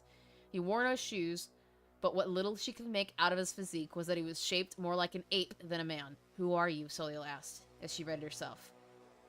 The figure straightened itself. So you don't recognize me, Miss Freeman? He asked. Or Mrs. Freeman. She lowered the weapon and considered him, her eyes narrowing. Her mind was whirling. You're the one who paralyzed my mother's legs, she said slowly. She almost wasn't sure of herself. Correct, the man said. I'm Dr. Kruger. A pleasure. He leapt down from the car onto the concrete. Despite the short distance, the concrete cracked under the force of his fall. Solio stepped back, pointing the guns right at him. He stroked his beard thoughtfully. You truly did not recognize me. I rather thought you would have been vendetta against me. I'm not an agent of vengeance, Solio said quietly. I fight for good in the world. Clearly, Kruger sounded amused. I heard that you battled Amaris Yi 3 years ago. Were you to fight again today, I doubt that she would survive, and yet you still dare to challenge me. The man bared his teeth at her. The mark of a truly great leader is that men, more powerful than she, would die to protect her. The teeth began to grow and elongate. She stood tall, watching him as he began to become increasingly wolf-like. When his transformation finished, the werewolf bent down on all fours, and glared at her with bestial eyes. Fucking hell! You are a greater threat to my princess than even the brides of Dracula. I must put you down. As I did your mother before you. Solio spun her handguns around her fingers and dropped them. They soared back into her pouch. In her place, the hilt of a sword sprung up. She drew it, revealing a gleaming silver blade. They charged at each other. Solio brought the sword back and slashed it towards his chest. The werewolf, with a burst of magical energy, arced his jump in mid-air and bounced above it, whirling past, narrowly passing over her head. He spun around, raising a vicious claw, and brought it down her neck. She fell to the floor, her legs splitting wide, bending her head over to avoid the strike. Kugro growled, bent his legs, and again used magic to propel himself downward with force. Solio pointed the sword upward, jamming it into him. Her angle prevented any serious force being used, but the sword went straight through his chest. He roared in pain, biting and clawing at her as she brought the sword back down, cutting through his side. He rolled over in midair as he fell to the ground. Solio spun, angling the sword to lop off his head, but Kruger angled his head and caught the sword with his teeth. Solio tried to rip it out, but it snapped into pieces. Kruger rolled over onto all fours and attacked. Solio spun around wildly and kicked him. I'm not doing that. I'm not reading that. He went flying backwards as he hit a white fence belonging to one of their neighbors and soared right past, slamming into the house. The people inside, who had been watching the fight, yelled in fright. Leave us out of it. Solio looked up at them, her face hard. This is our community, she said. The fight is yours, whether you rise to meet it or not. And you spelled his name wrong, didn't you? Yes, you did. Kruger slowly pulled himself away from the broken wall, grimacing. Well said, Solio Freeman, he crowed. I must say, your power surpasses that of your mother, Solio stiffened. I can still feel her bones breaking under my grip. She was so beautiful before I was finished with her. Crash! Solio darted forward, slamming him further into the wall. Blood spurted out of his mouth and into her hair. But she took no notice of it. She raised her fist and hit him. He grunted with pain as the bones in his neck cracked under the force. She brought her other fist back and hit him again from the opposite side. She did this over and over again. The monster was held so firm by the structure of the house that he could not budge as Solio's powerful fists clobbered him mercilessly. You think punch, that you can punch, speak about my mother, punch, to me. The wolf weakly tried to snap at her, but she punched in the teeth instead. The powerful jaw of the beast was broke under her blow, and the teeth snapped out of his jaw, impaling his own tongue, neck, and head from inside. Solio barely knew what she was doing anymore. Pain and rage that she had been suppressing all her life had exploded to the surface. At 7 years old, she did not have the power to make her enemies tremble. But at 20, she was a monster, one who would kill. She wailed at him with nothing but her fists. His bones shattered under her precise, expert blows. She pummeled and slammed and destroyed his corpse. He had been dead for a long while, but she kept attacking him. Her anger, rage, and hate clouded her mind and her judgment. She could not hear the crying of children around her and the demands of the neighbors to stop. He was nothing but skin when she was finished with them. She had pummeled his bones and organs so thoroughly that his inside had become nothing but dust and liquid. That's not possible. She stared down at his corpse, wishing dearly that she had could have heard him more. Get away from our house, you freak. She barely reacted when the plastic can hit her head, but it snapped her out of her stupor. She blinked, regaining control of herself as she glanced upward. Diana! Solio looked up to see a mother, looking horrified, wrapping her arms around her daughter. The girl was staring down at her, her teeth clenched. A curse upon you, the girl cried. The wrath of Ignis will be brought upon this place. You've doomed us all. The mother pulled her away, and she was still shouting obscenities down at her. Solio stood in the street, overwhelmed by angry shouts that overwhelmed her. You already said she was overwhelmed. The Ignis will burn us all. How could you, monster? Solio closed her eyes and tilted her head upwards. She wasn't sure how she should proceed. She was surrounded on all sides. She wasn't thinking clearly at all. Please understand, she said, her voice reverberating throughout the neighborhood. I did what I must. You murdered me. Soliel darted her head upward. The bundle of skin sat up. Its eyes had burst out of the sockets, so it stared at her with a haunting, ethereal gaze. She stiffened, her hand curling into a fist. Hear me, people of Ignis, the thing cried. The woman and her husband will destroy your very way of life. It fell limp. Soliel's trained eye could see a blue specter raising from the body. It winked at her and dissipated into the air. Soliel watched the place where it vanished, a sinking feeling welling up within her stomach.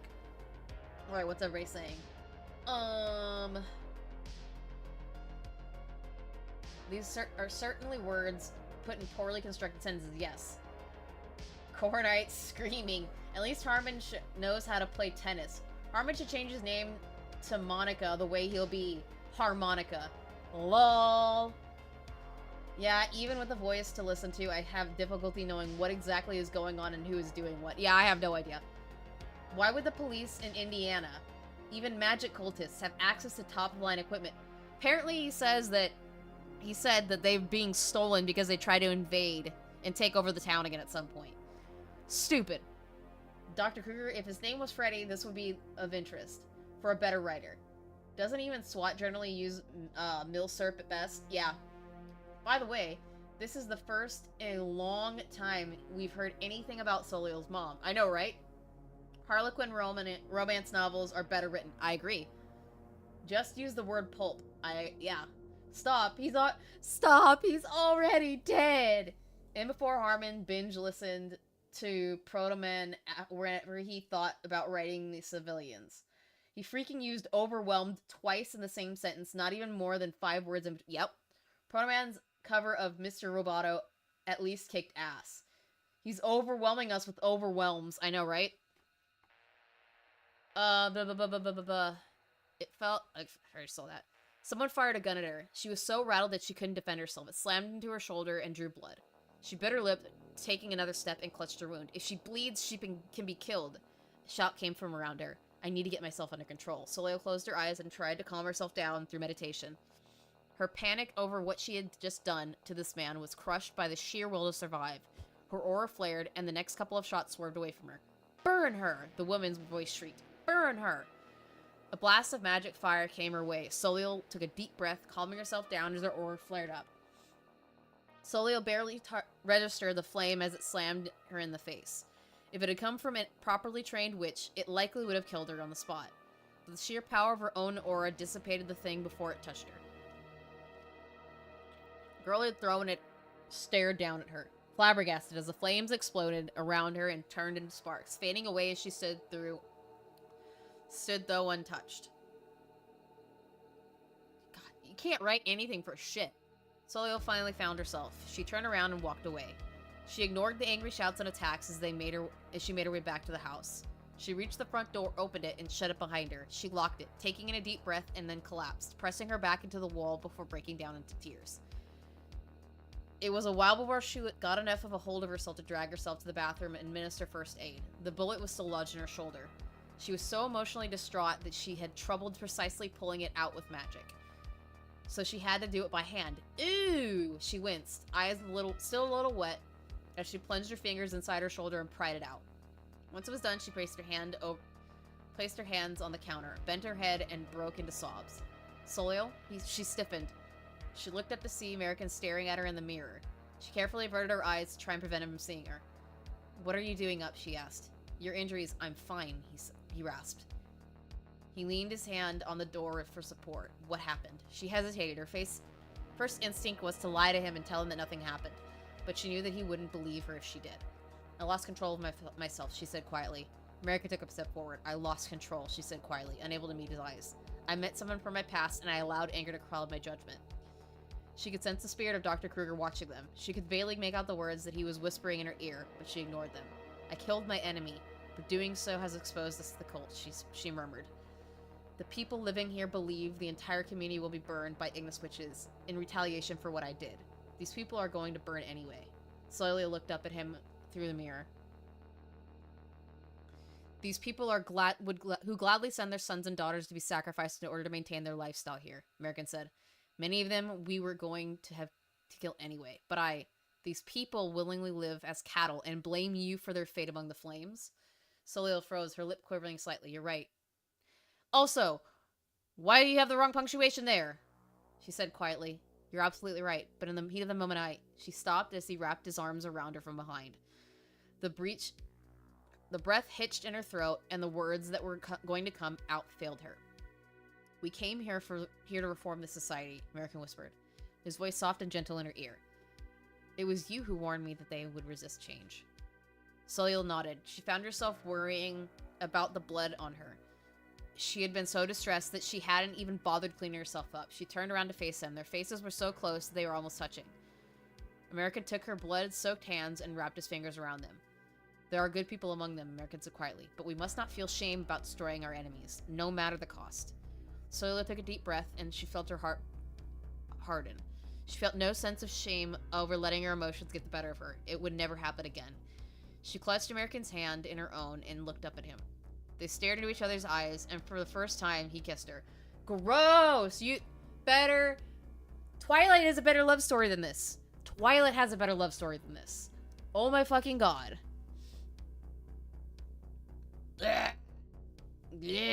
Soliel recoiled somewhat. She had never been kissed before in her life. But when she tried to push him away, he simply held her close.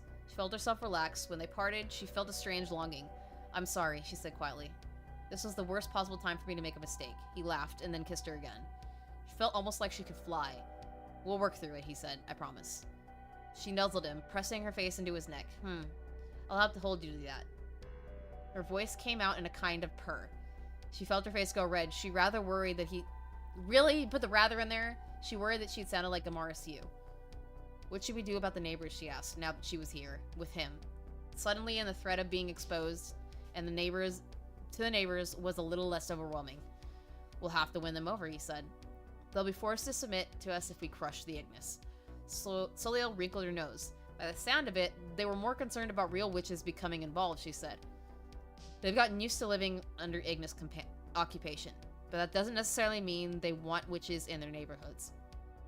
We'll need to be smart about this for sure, American said. Surely some of these people will come around to our side. Soliel nodded. We need to evaluate our neighbors, American said. They can't all be followers of Ignis. Surely some of them hate them as much as we do. I agree, Soliel said. We shall get started on that in the morning. But first, American ran a finger across her bloody shoulder. You need to clean yourself up, she blushed. Fucking kill me.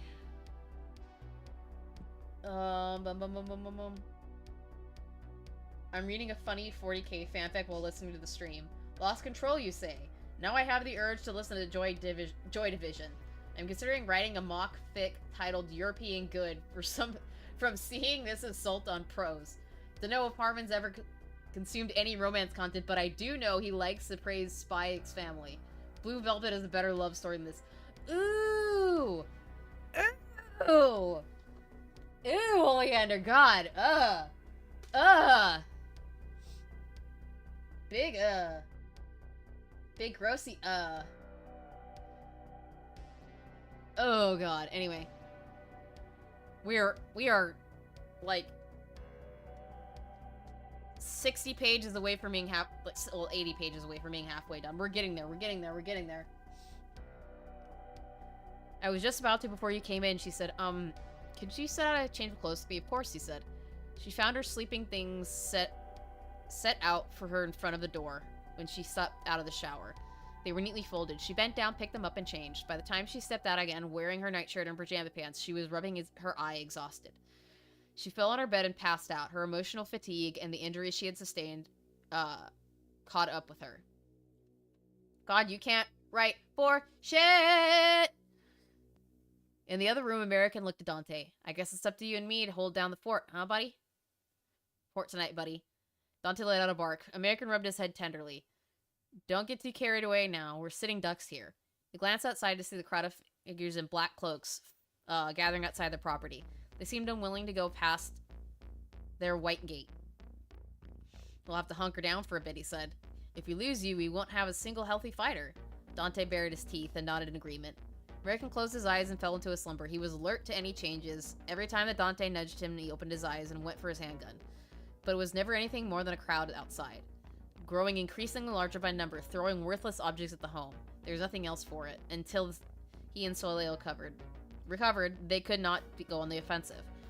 Once he was sufficiently rested, he got up and began preparing an early morning meal. Soleil came into the kitchen, rubbing her eye. Bonjour, she said sleepily. Oui, baguette.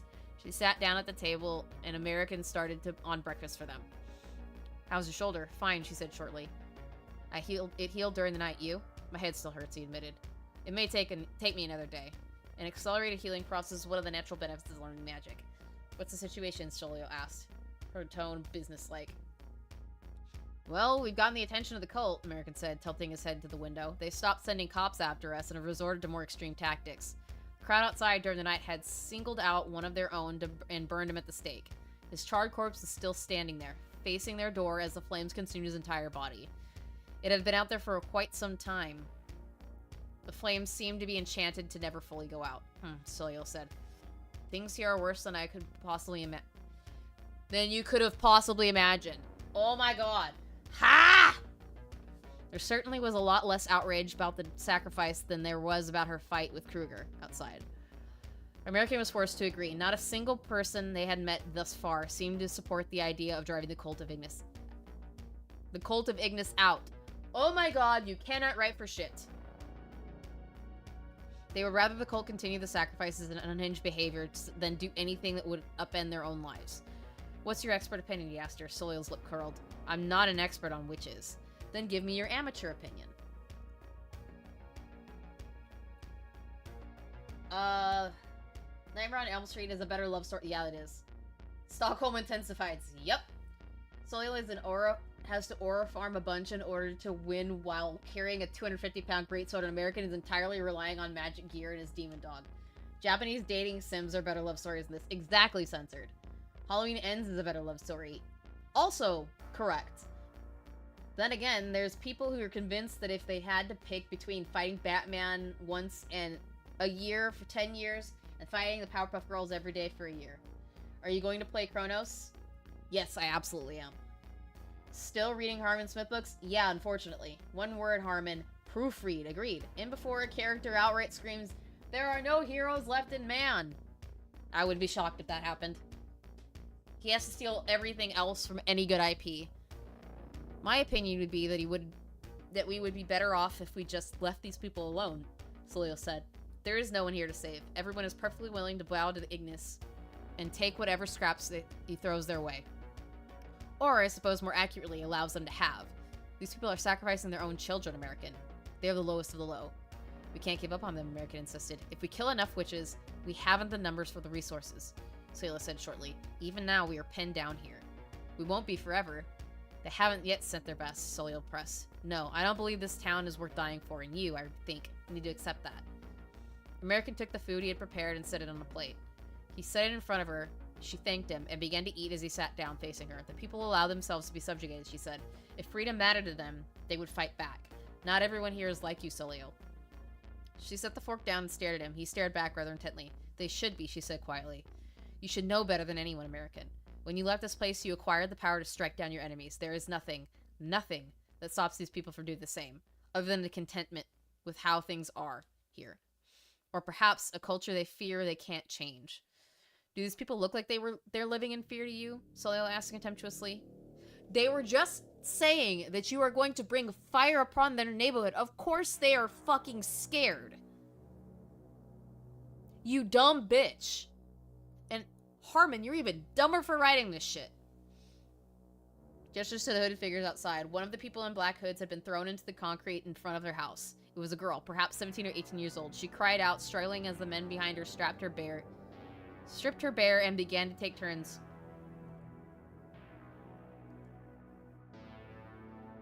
I'm not reading that. Harman, you are a disgusting piece of filth. The fact that you would write something like this, and I know you've done worse, and you will have worse in this book. The fact that you would write this tells me that you are a disgusting human being that has absolutely no humanity in you. None. None. Fuck you. America felt sick to his stomach as his hand reached for his weapon. Don't, Soil cautioned. Her father or husband should be the one that protect her. She knew that what she was getting into when she came. Fuck you for writing this. Absolutely fuck you for writing this, Harman. You are disgusting. You are trash. You are garbage. I am absolutely just mortified that we share the same fucking air. I am mortified that you steal air from other deserving people and from fucking plants. You're a waste of time. You're a waste of space. The fact that you could write this and think it's good? What is fucking wrong with you? Genuinely, what the fuck is wrong with you, Harman? The girl cried out and threw her head back. American had to look away. You seem to have not quite grasped just what you're dealing with here, Soil said quietly. These people aren't being manipulated or controlled. They chose this. This is what they wanted. Our goal is not to liberate this culture. It is to destroy it. American took a deep breath. I don't like it, he admitted. There can be no denying that we're surrounded on all sides by the enemy. But we mustn't assume that everyone is complicit simply by living here. I myself had no idea this cult existed until after my parents had been sacrificed. Believe what you will, Soleil said quietly, but it does not change the nature of this place. She finished eating and pushed the plate aside. It was delicious, thank you. Eye roll. She stood up and made her way to the door. Dante raised his head and watched her go curiously. What are you doing? American asked, alarmed. You're not going out there, are you? They're in your yard. Or they're in our yard, Soleil said quietly. I'm going to ask them to leave. But you're not. Soleil had already opened the front door and stepped outside. The man currently having his way with the girl looked up at her, surprised, as she stepped down onto the patio. You're not welcome, she said. The man froze. She couldn't make out his face under the dark hood, but she was sure he must be terrified. I'm not reading that. I'm not reading that either. Come on, is that all you got? She said contemptuously. I could take hundreds of you. Soleil stepped forward. The girl looked up to meet her. Oh, it's you, the witch said, her bright red hair lying on the concrete between them. Does your husband want to turn?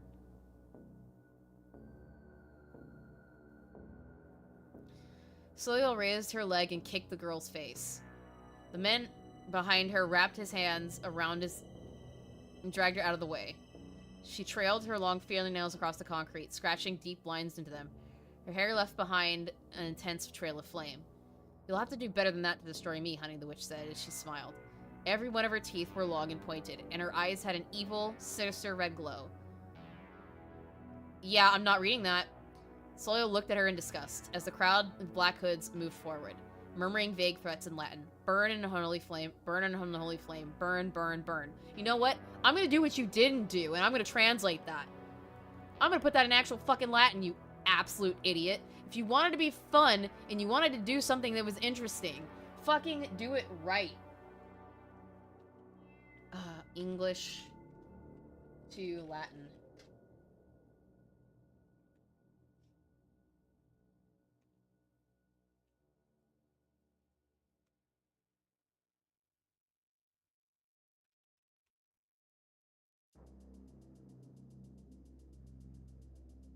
Come on, translate. You help me out here.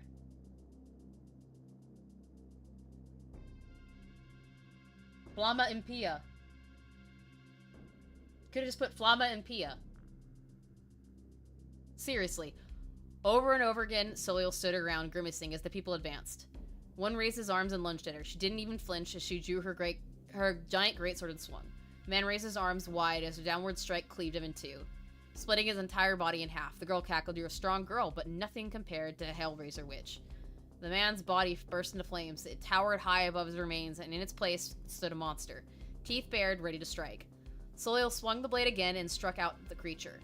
He reached out a powerful hand and tried to catch the blade mid-swing, but the force Soleil used was too great. It cleaved through his arm as well, slicing it in two. It roared in pain as a burst of flame, rather than blood, shot out from the wound. Soleil stood there as the flames cracked against her. She flinched, pulling away slightly as the demonic flame enveloped her completely. It was only kept at bay by her aura.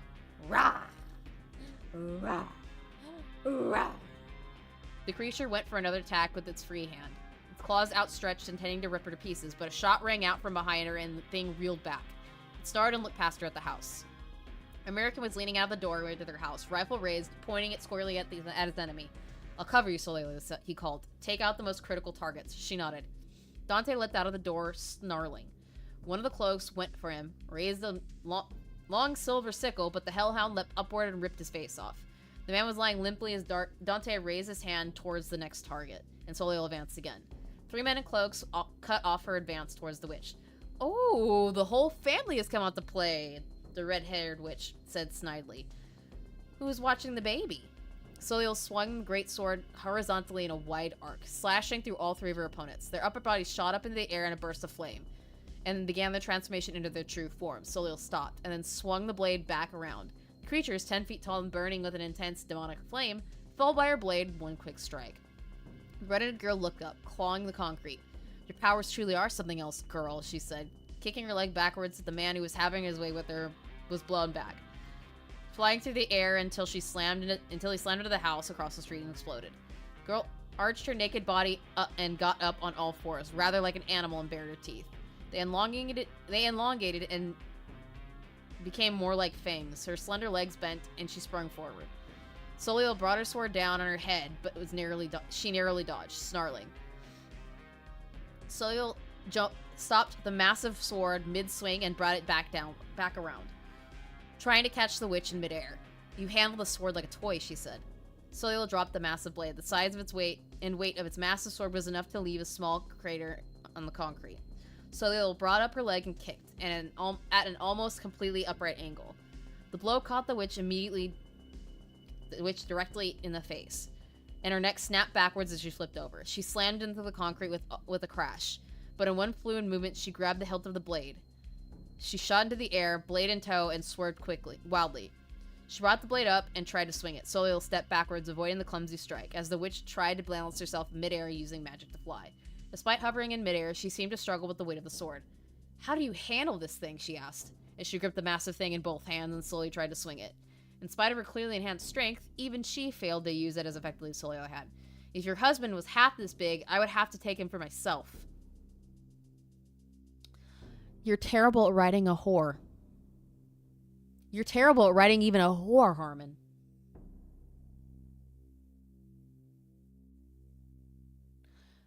You're terrible at writing even whores. What does that say about you? Soleil glared upward at her. Please don't be crass, she said. It's unbecoming. The woman smiled at her and arched her back, emphasizing her bare chest. What a prude, she said. I feel for your husband. Good God, you can't even write a whore right. Ugh! A shot rang out. She cried as she clutched her shoulder. American just shot her with his rifle. No shit! No shit, he shot her. We could figure that out. Who else has the gun? The sword came crashing into the ground below her feet and she clutched her heart. Bah, she said. This isn't how I like to be penetrated. Kill me. Chat, kill me. Kill me, please. Kill me, please. Kill me, please. She held her finger out in front of her wound and the bullet leapt back out. The wound closed almost immediately. Perhaps it is you I should feel sorry for, Freeman. I barely felt it. Identify yourself, she said. Are you the High Witch? The girl flipped her hair back with her hand. I am nothing but a humble servant of our Lord and Master. I am Ignis Daphne, a witch of Ignis. American fired another round at her. This time she caught the bullet in midair with her magic and flung it right back. American withdrew to the house as the bullet moved straight through the door and into the room behind him. 2 handguns leapt into Soleil's pouch. I mean, from Soleil's pouch into her hands. Good God, you can't even write. You can't write anything properly. The shots caught the witch unawares, and she had to swerve to avoid them, snarling down at her. American fired his own rifle, and the blast caught her right in the head. Killing a witch in her human form merely forced her to take out her true form, the one resembling the Master. The flames covered her entire body, burning away her skin and muscle and replacing it with demon flesh. Her limbs grew in size and power, and mighty bat-like wings sprung from her back. Her teeth sharpened even further than they had before, and massive horns sprouted out of her head. The flames disappeared, and she flapped her powerful wings, staring down at Soleil hungrily. You will regret this, human, she rasped. I detest this form. It is not beautiful. Because nobody wants to fuck you other than the fact you're a whore! She flapped her wings, and an intense blast of air hit them. Soliel had to brace his foot against the ground, but Dante, who was keeping the remaining cult members at bay, was straight up lifted off the ground and thrown to the side, yelping wildly. The cult members, though they were standing some distance away, were also blown away. "I will rip the two of you apart," it snarled. American fired off a shot from the rifle, but this time the bullet simply bounced off of her tough skin. American grimaced. His hand reached for a handgun at his side, the gun that his father had given him. Rah! Rah! Rah! Soliel leapt upward with her long, powerful legs and grabbed the thing's clawed foot. It let out a surprised shriek as it flapped its wings furiously, trying to shake her off as it flew back and forth. Soliel gripped the thing's leg more tightly and drew a bola with her free hand. The claw on the other foot slashed at her face, and a deep cut was etched into her cheek. Into her cheek? You mean cheek? But she was unintimidated. She brought the bolas around, swung it, and threw. The chain spun through the air, and it wrapped perfectly around the witch's wings, restraining them completely. The witch let out a shriek as she began to fall. Soliel quickly scaled the monster and wrapped her arms around it to hold her still, and then used her magic to shoot them both downward through the air.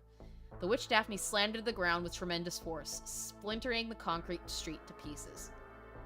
Soliel let back out of the hole, none the worse for wear, and stared down at the damage she caused.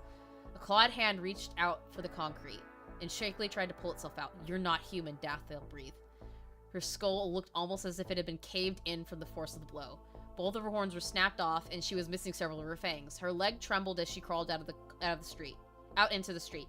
She lay flat on the ground, exhausted. Soliel brought up her leg and stomped on her head. The witch screamed and struggled, trying to worm herself away from her. "Do not doubt that I have the power to crush your skull in this position," Soliel said, her voice cold enough to freeze flame. "Now talk. How many of you are there? Who are your superiors?" "I answer only to Ignis himself," Daphne sneered.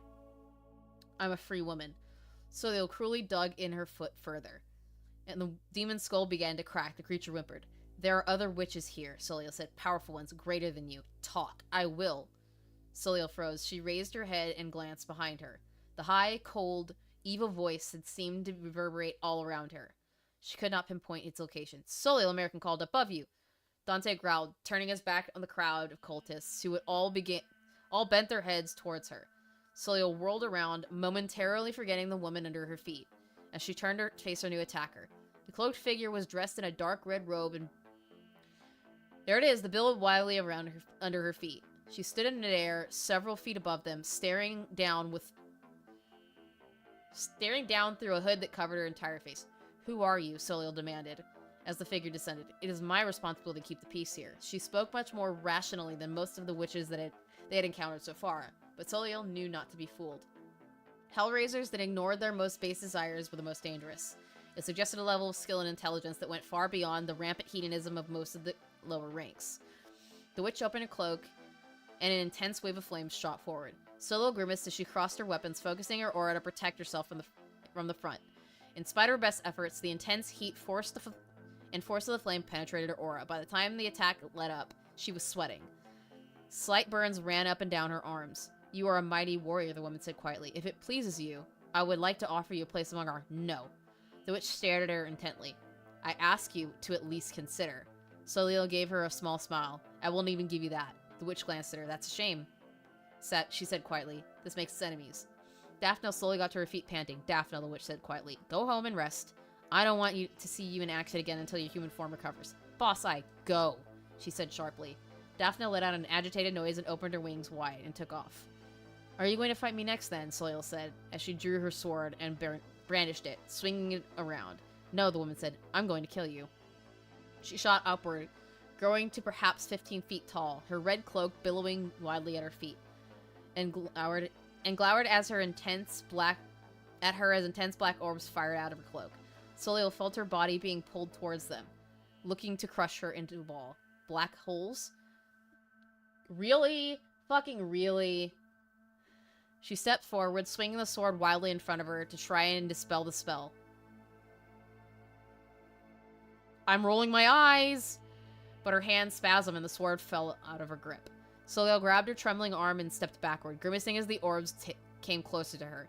She suddenly couldn't move her body. She could feel herself being dragged into them. Ka-swing! The balls disappeared. The witch looked up, surprised, as a figure in green descended from the sky in front of her. Hurting an innocent girl, Ramona, the figure asked, sounding amused, as her emerald green billowed in the wind. You mean coat? Windsor. Hey, look who's back, the Ignis witch, Ramona noted. She straightened, and although she did not attack again, she was still very clearly on edge. What is the meaning of this? Is this one with you? Soliel stared at the back of her head.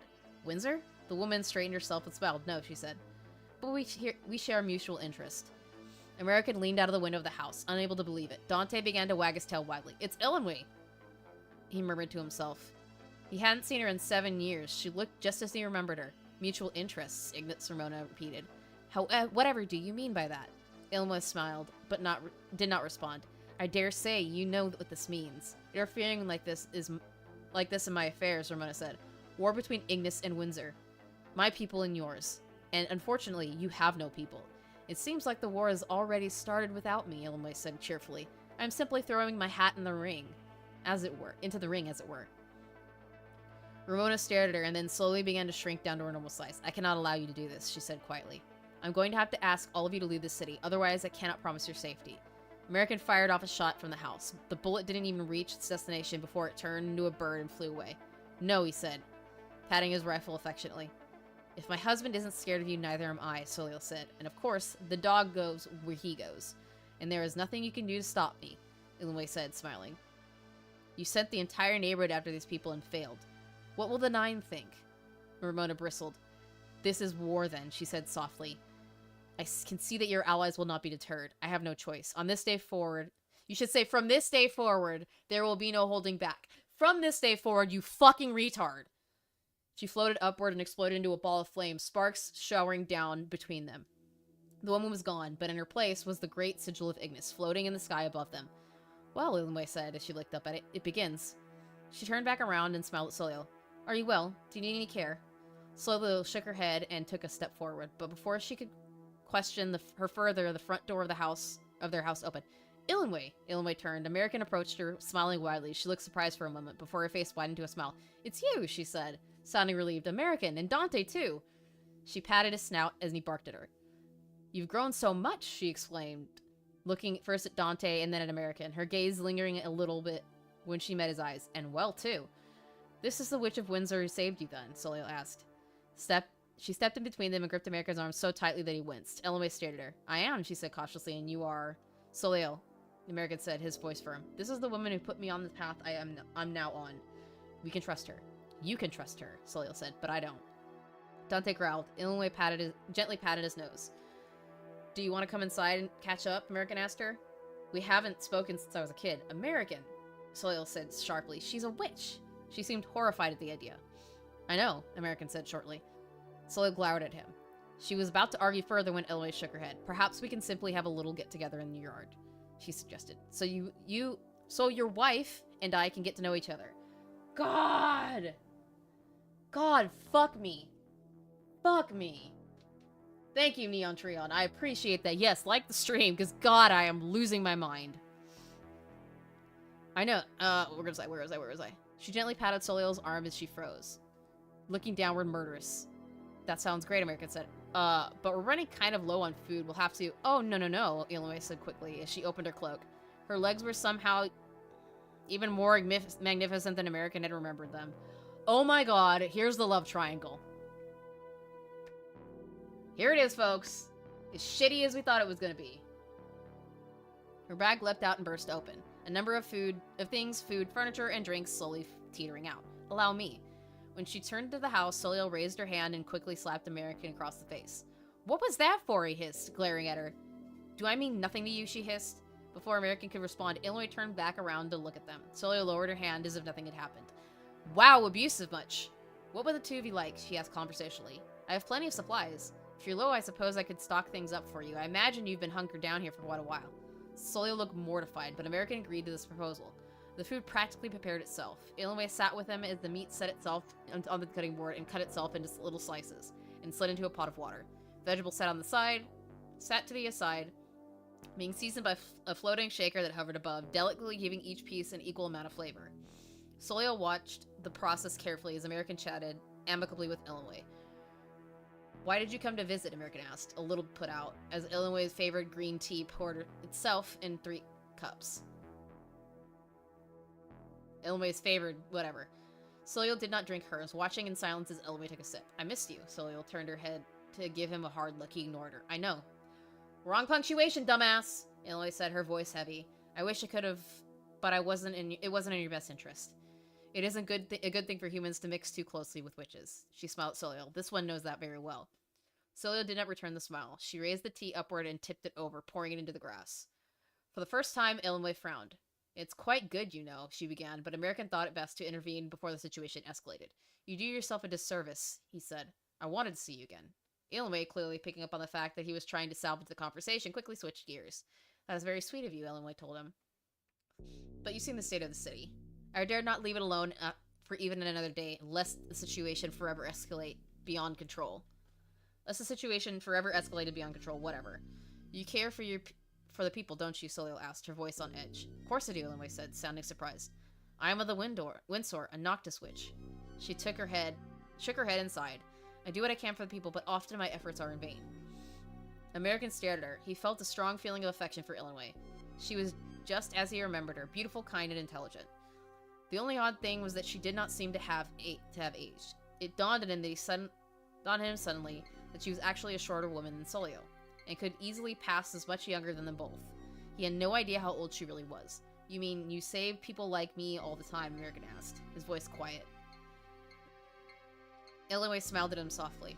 I try to, she said gently, as she patted his hand. Soleil looked murderous. Why? Why would you put it like that? But as you've seen, it isn't always possible. This town has ways of forcing the population to worship Ignis. In all the years I've spent trying to rebel against the Ignis, I have made no progress until today. Alright, I'm pausing for a second. Theory I've had for why Harman wants to take manga-inspired comic book stuff like Apple Black and Gold Digger.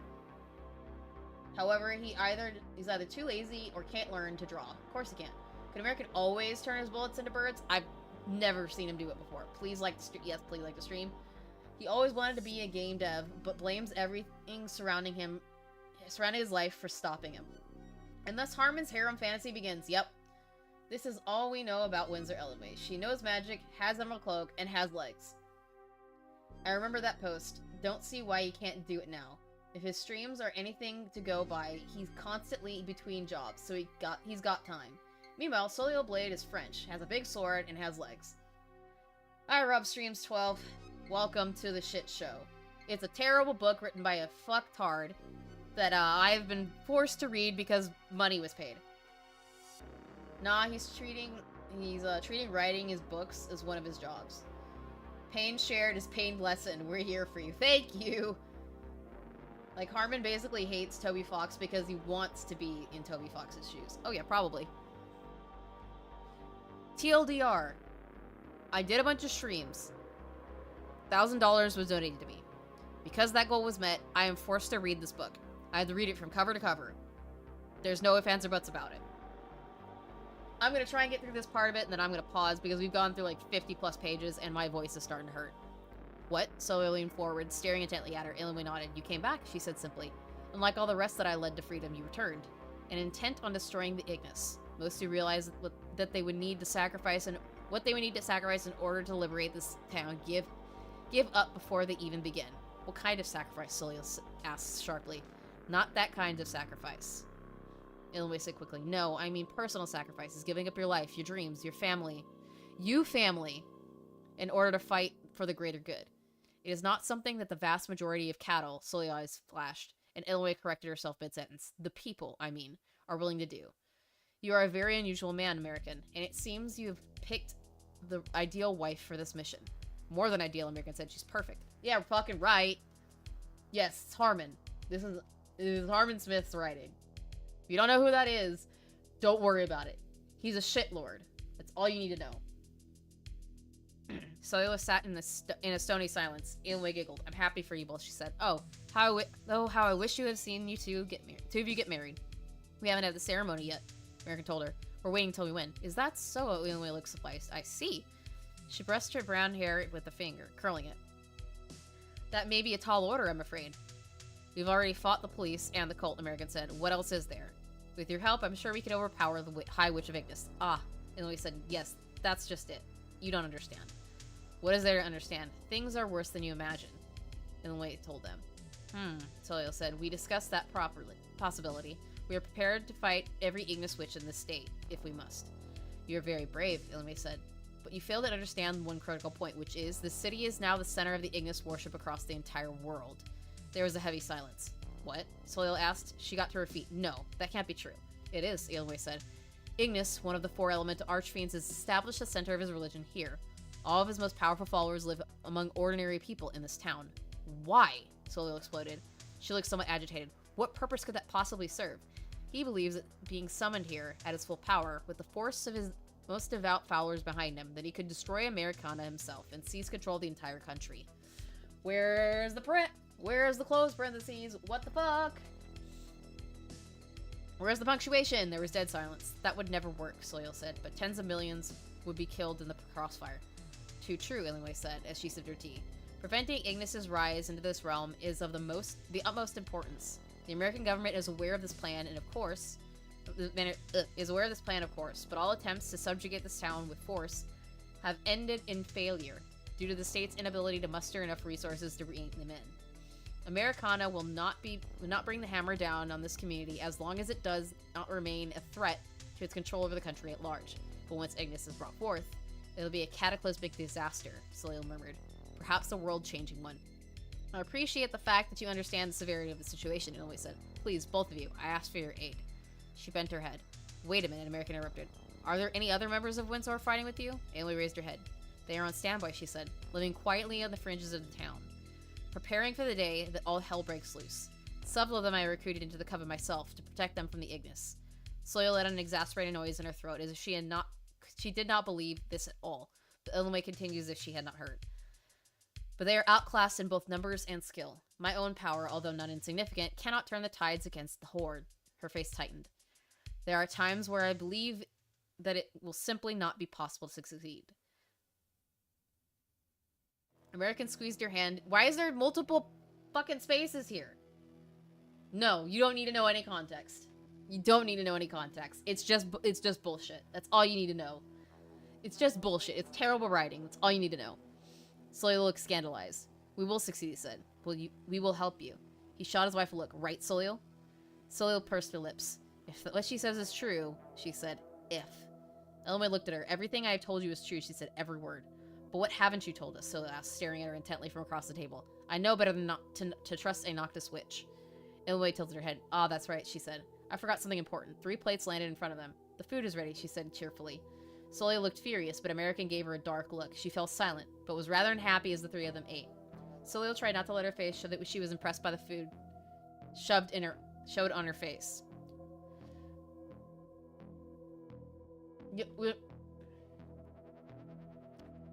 I hate you, but American knew her well enough to tease her for it. If she hated it, she wouldn't let you know, he told Eloy. Eloy giggled, and Solia found herself wishing that she were alone with Americana so that she could throttle him. When they finished, the plates cleaned themselves of their own accord, and they sat in the front yard in a comfortable silence. What's our first move? American asked Eloy. She said. Well, I thought our first bet is to negotiate the terms of our alliance, the Freeman and the Windsor. No, Solia said immediately. American turned to look at her. Solia, American said quietly, but Illinois shushed them. No, it's important to negotiate terms, she said, almost as if she were talking to a child. We need to know where each of us stand on these matters. I trust you, American said. We don't need it, but your wife doesn't, Illinois said, her tone firm. You should respect her wishes. Don't tell my husband what to do, Solia said sharply. American gave her a strange look. You don't want me to respect you? He asked, genuinely confused. That isn't what I said. Yes, it is. Enough! An intense burst of wind blew across the table, and they both had to flinch away from the force of it. Even the most trusted of allies need to establish boundaries, so both parties are on the same page, Illinois said. Perhaps the same could be said for married couples. Her eyes flitted between the two of them. American looked embarrassed, and Soya looked unfazed. This isn't a matter of trust, American. It's a commitment to uphold our alliance to achieve our mutual goals. American let out a groan. Okay, fine. What are the terms of our alliance? Ultimately, our mutual enemy is the cult of Ignis, Illinois said. It is an entrenched power that controls the entire city and the area surrounding it. The American government and the church has no sway here. It is an anarchistic wasteland that puts a facade of normalcy to lure and prey, and the people are regularly culled to feed the flames of Ignis for its sacrificial rituals. That's bad, American said, giving Sully a look. She didn't laugh. Her face was stern. Our goal is to bring together a group of people who can topple the Ignis, Edelweiss continued. At the very least, we need to guarantee that they cannot proceed with summoning the summoning of their master. Watch, it's gonna happen anyways. How close are they to being able to perform the ritual? Honestly, I don't know, Edelweiss said, but I suspect it will happen in 2024. Hey, that was last year. 4 years from now.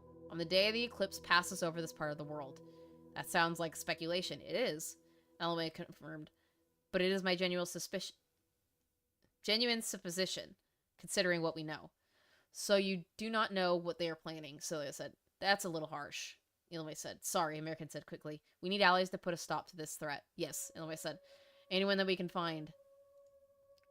American gave Celia a look. Know anyone? She adjusted in her seat, sitting up a little straight. Well, the bounty hunters from the company, she said. They'll come down here if they think something is in it for them. Only if someone pays them to fight, American said darkly. Oh, leave that to me, Edelweiss said brightly. I'll have my superiors post bounties for high-profile targets. We'll pay you. Can you afford their prices? American asked blankly. Edelweiss giggled. Her Majesty's government can, she said cheekily. Don't worry about the price. I'll take care of it. I don't know, the American said dubiously. Edelweiss cupped her tea in her hands as she considered them both. That being said, I want the both of you to please keep in mind that we don't necessarily need to destroy our enemies. It will be enough to accomplish our goals to simply disenfranchise them, more specifically, limiting their influence and power. Even something so simple as preventing sacrifices will do much for us. It was incredible. Solio and American had felt overwhelmed ever since they had come here, but Edelweiss somehow made it sound all too simple. How many more of this? Okay, we're almost done. We're almost there. We're almost there. We're almost to a breakpoint. Hi, Hi, Mustang. Edelweiss tilted her finger sideways, and a pen and paper shot out from her bag and began to scribble out a note to them, which slid itself in between American's fingers. Going forward, we'll meet at my place, she said. It'll be our headquarters for this operation. You may find it of some interest, Solio. Until just recently, its only inhabitant was Dr. Kruger Bennett. Solio flinched. The weight of what he had done the night before still weighed heavily on her mind. We will meet soon again, right? American said. As early as tonight, if you like, Edelweiss said. She began to rise from the ground and into the air. She tucked her bag under her cloak and gave one last look around. It truly is a lovely town, she said to them. I must admit that I have grown rather attached to it.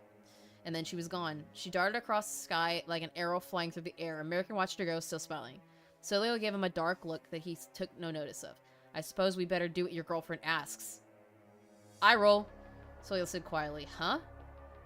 He turned his eyes back to her and blinked. Yes, we should get started.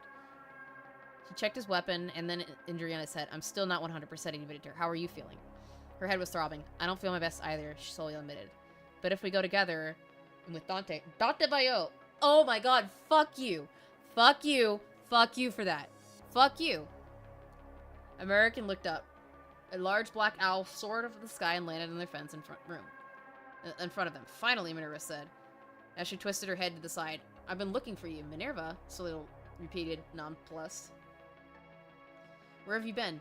Yes, well, Minerva said. Sometimes you just see a rather handsome owl and spend a couple of days trying to build a nest with him. You know how it is. Solio and American gave their incredulous looks. We needed you here today, American stressed. We needed intel on the area now. Yes, well, no harm done, right? American and Solio gave each other exasperated looks. Look, American said.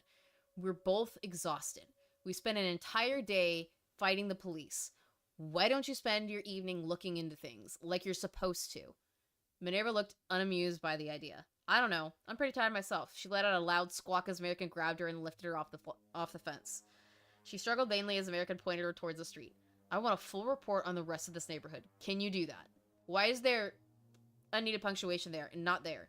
Can, but not you will do it, Solio interrupted her. Or I'll speak to Diablo about your behavior. Okay, fine, she said. I'll do it. American threw her into the air, and she did a flip before gliding down the street.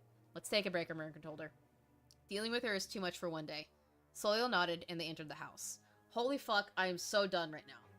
let's read what everybody else has been saying, and then we're done. Yeah, the less you know, the better. Well, I kind of subjugate myself. Terrible writing to learning. Subject yourself to terrible writing to learn what not to do when I write. It's a double-edged sword. There's the previous, yeah.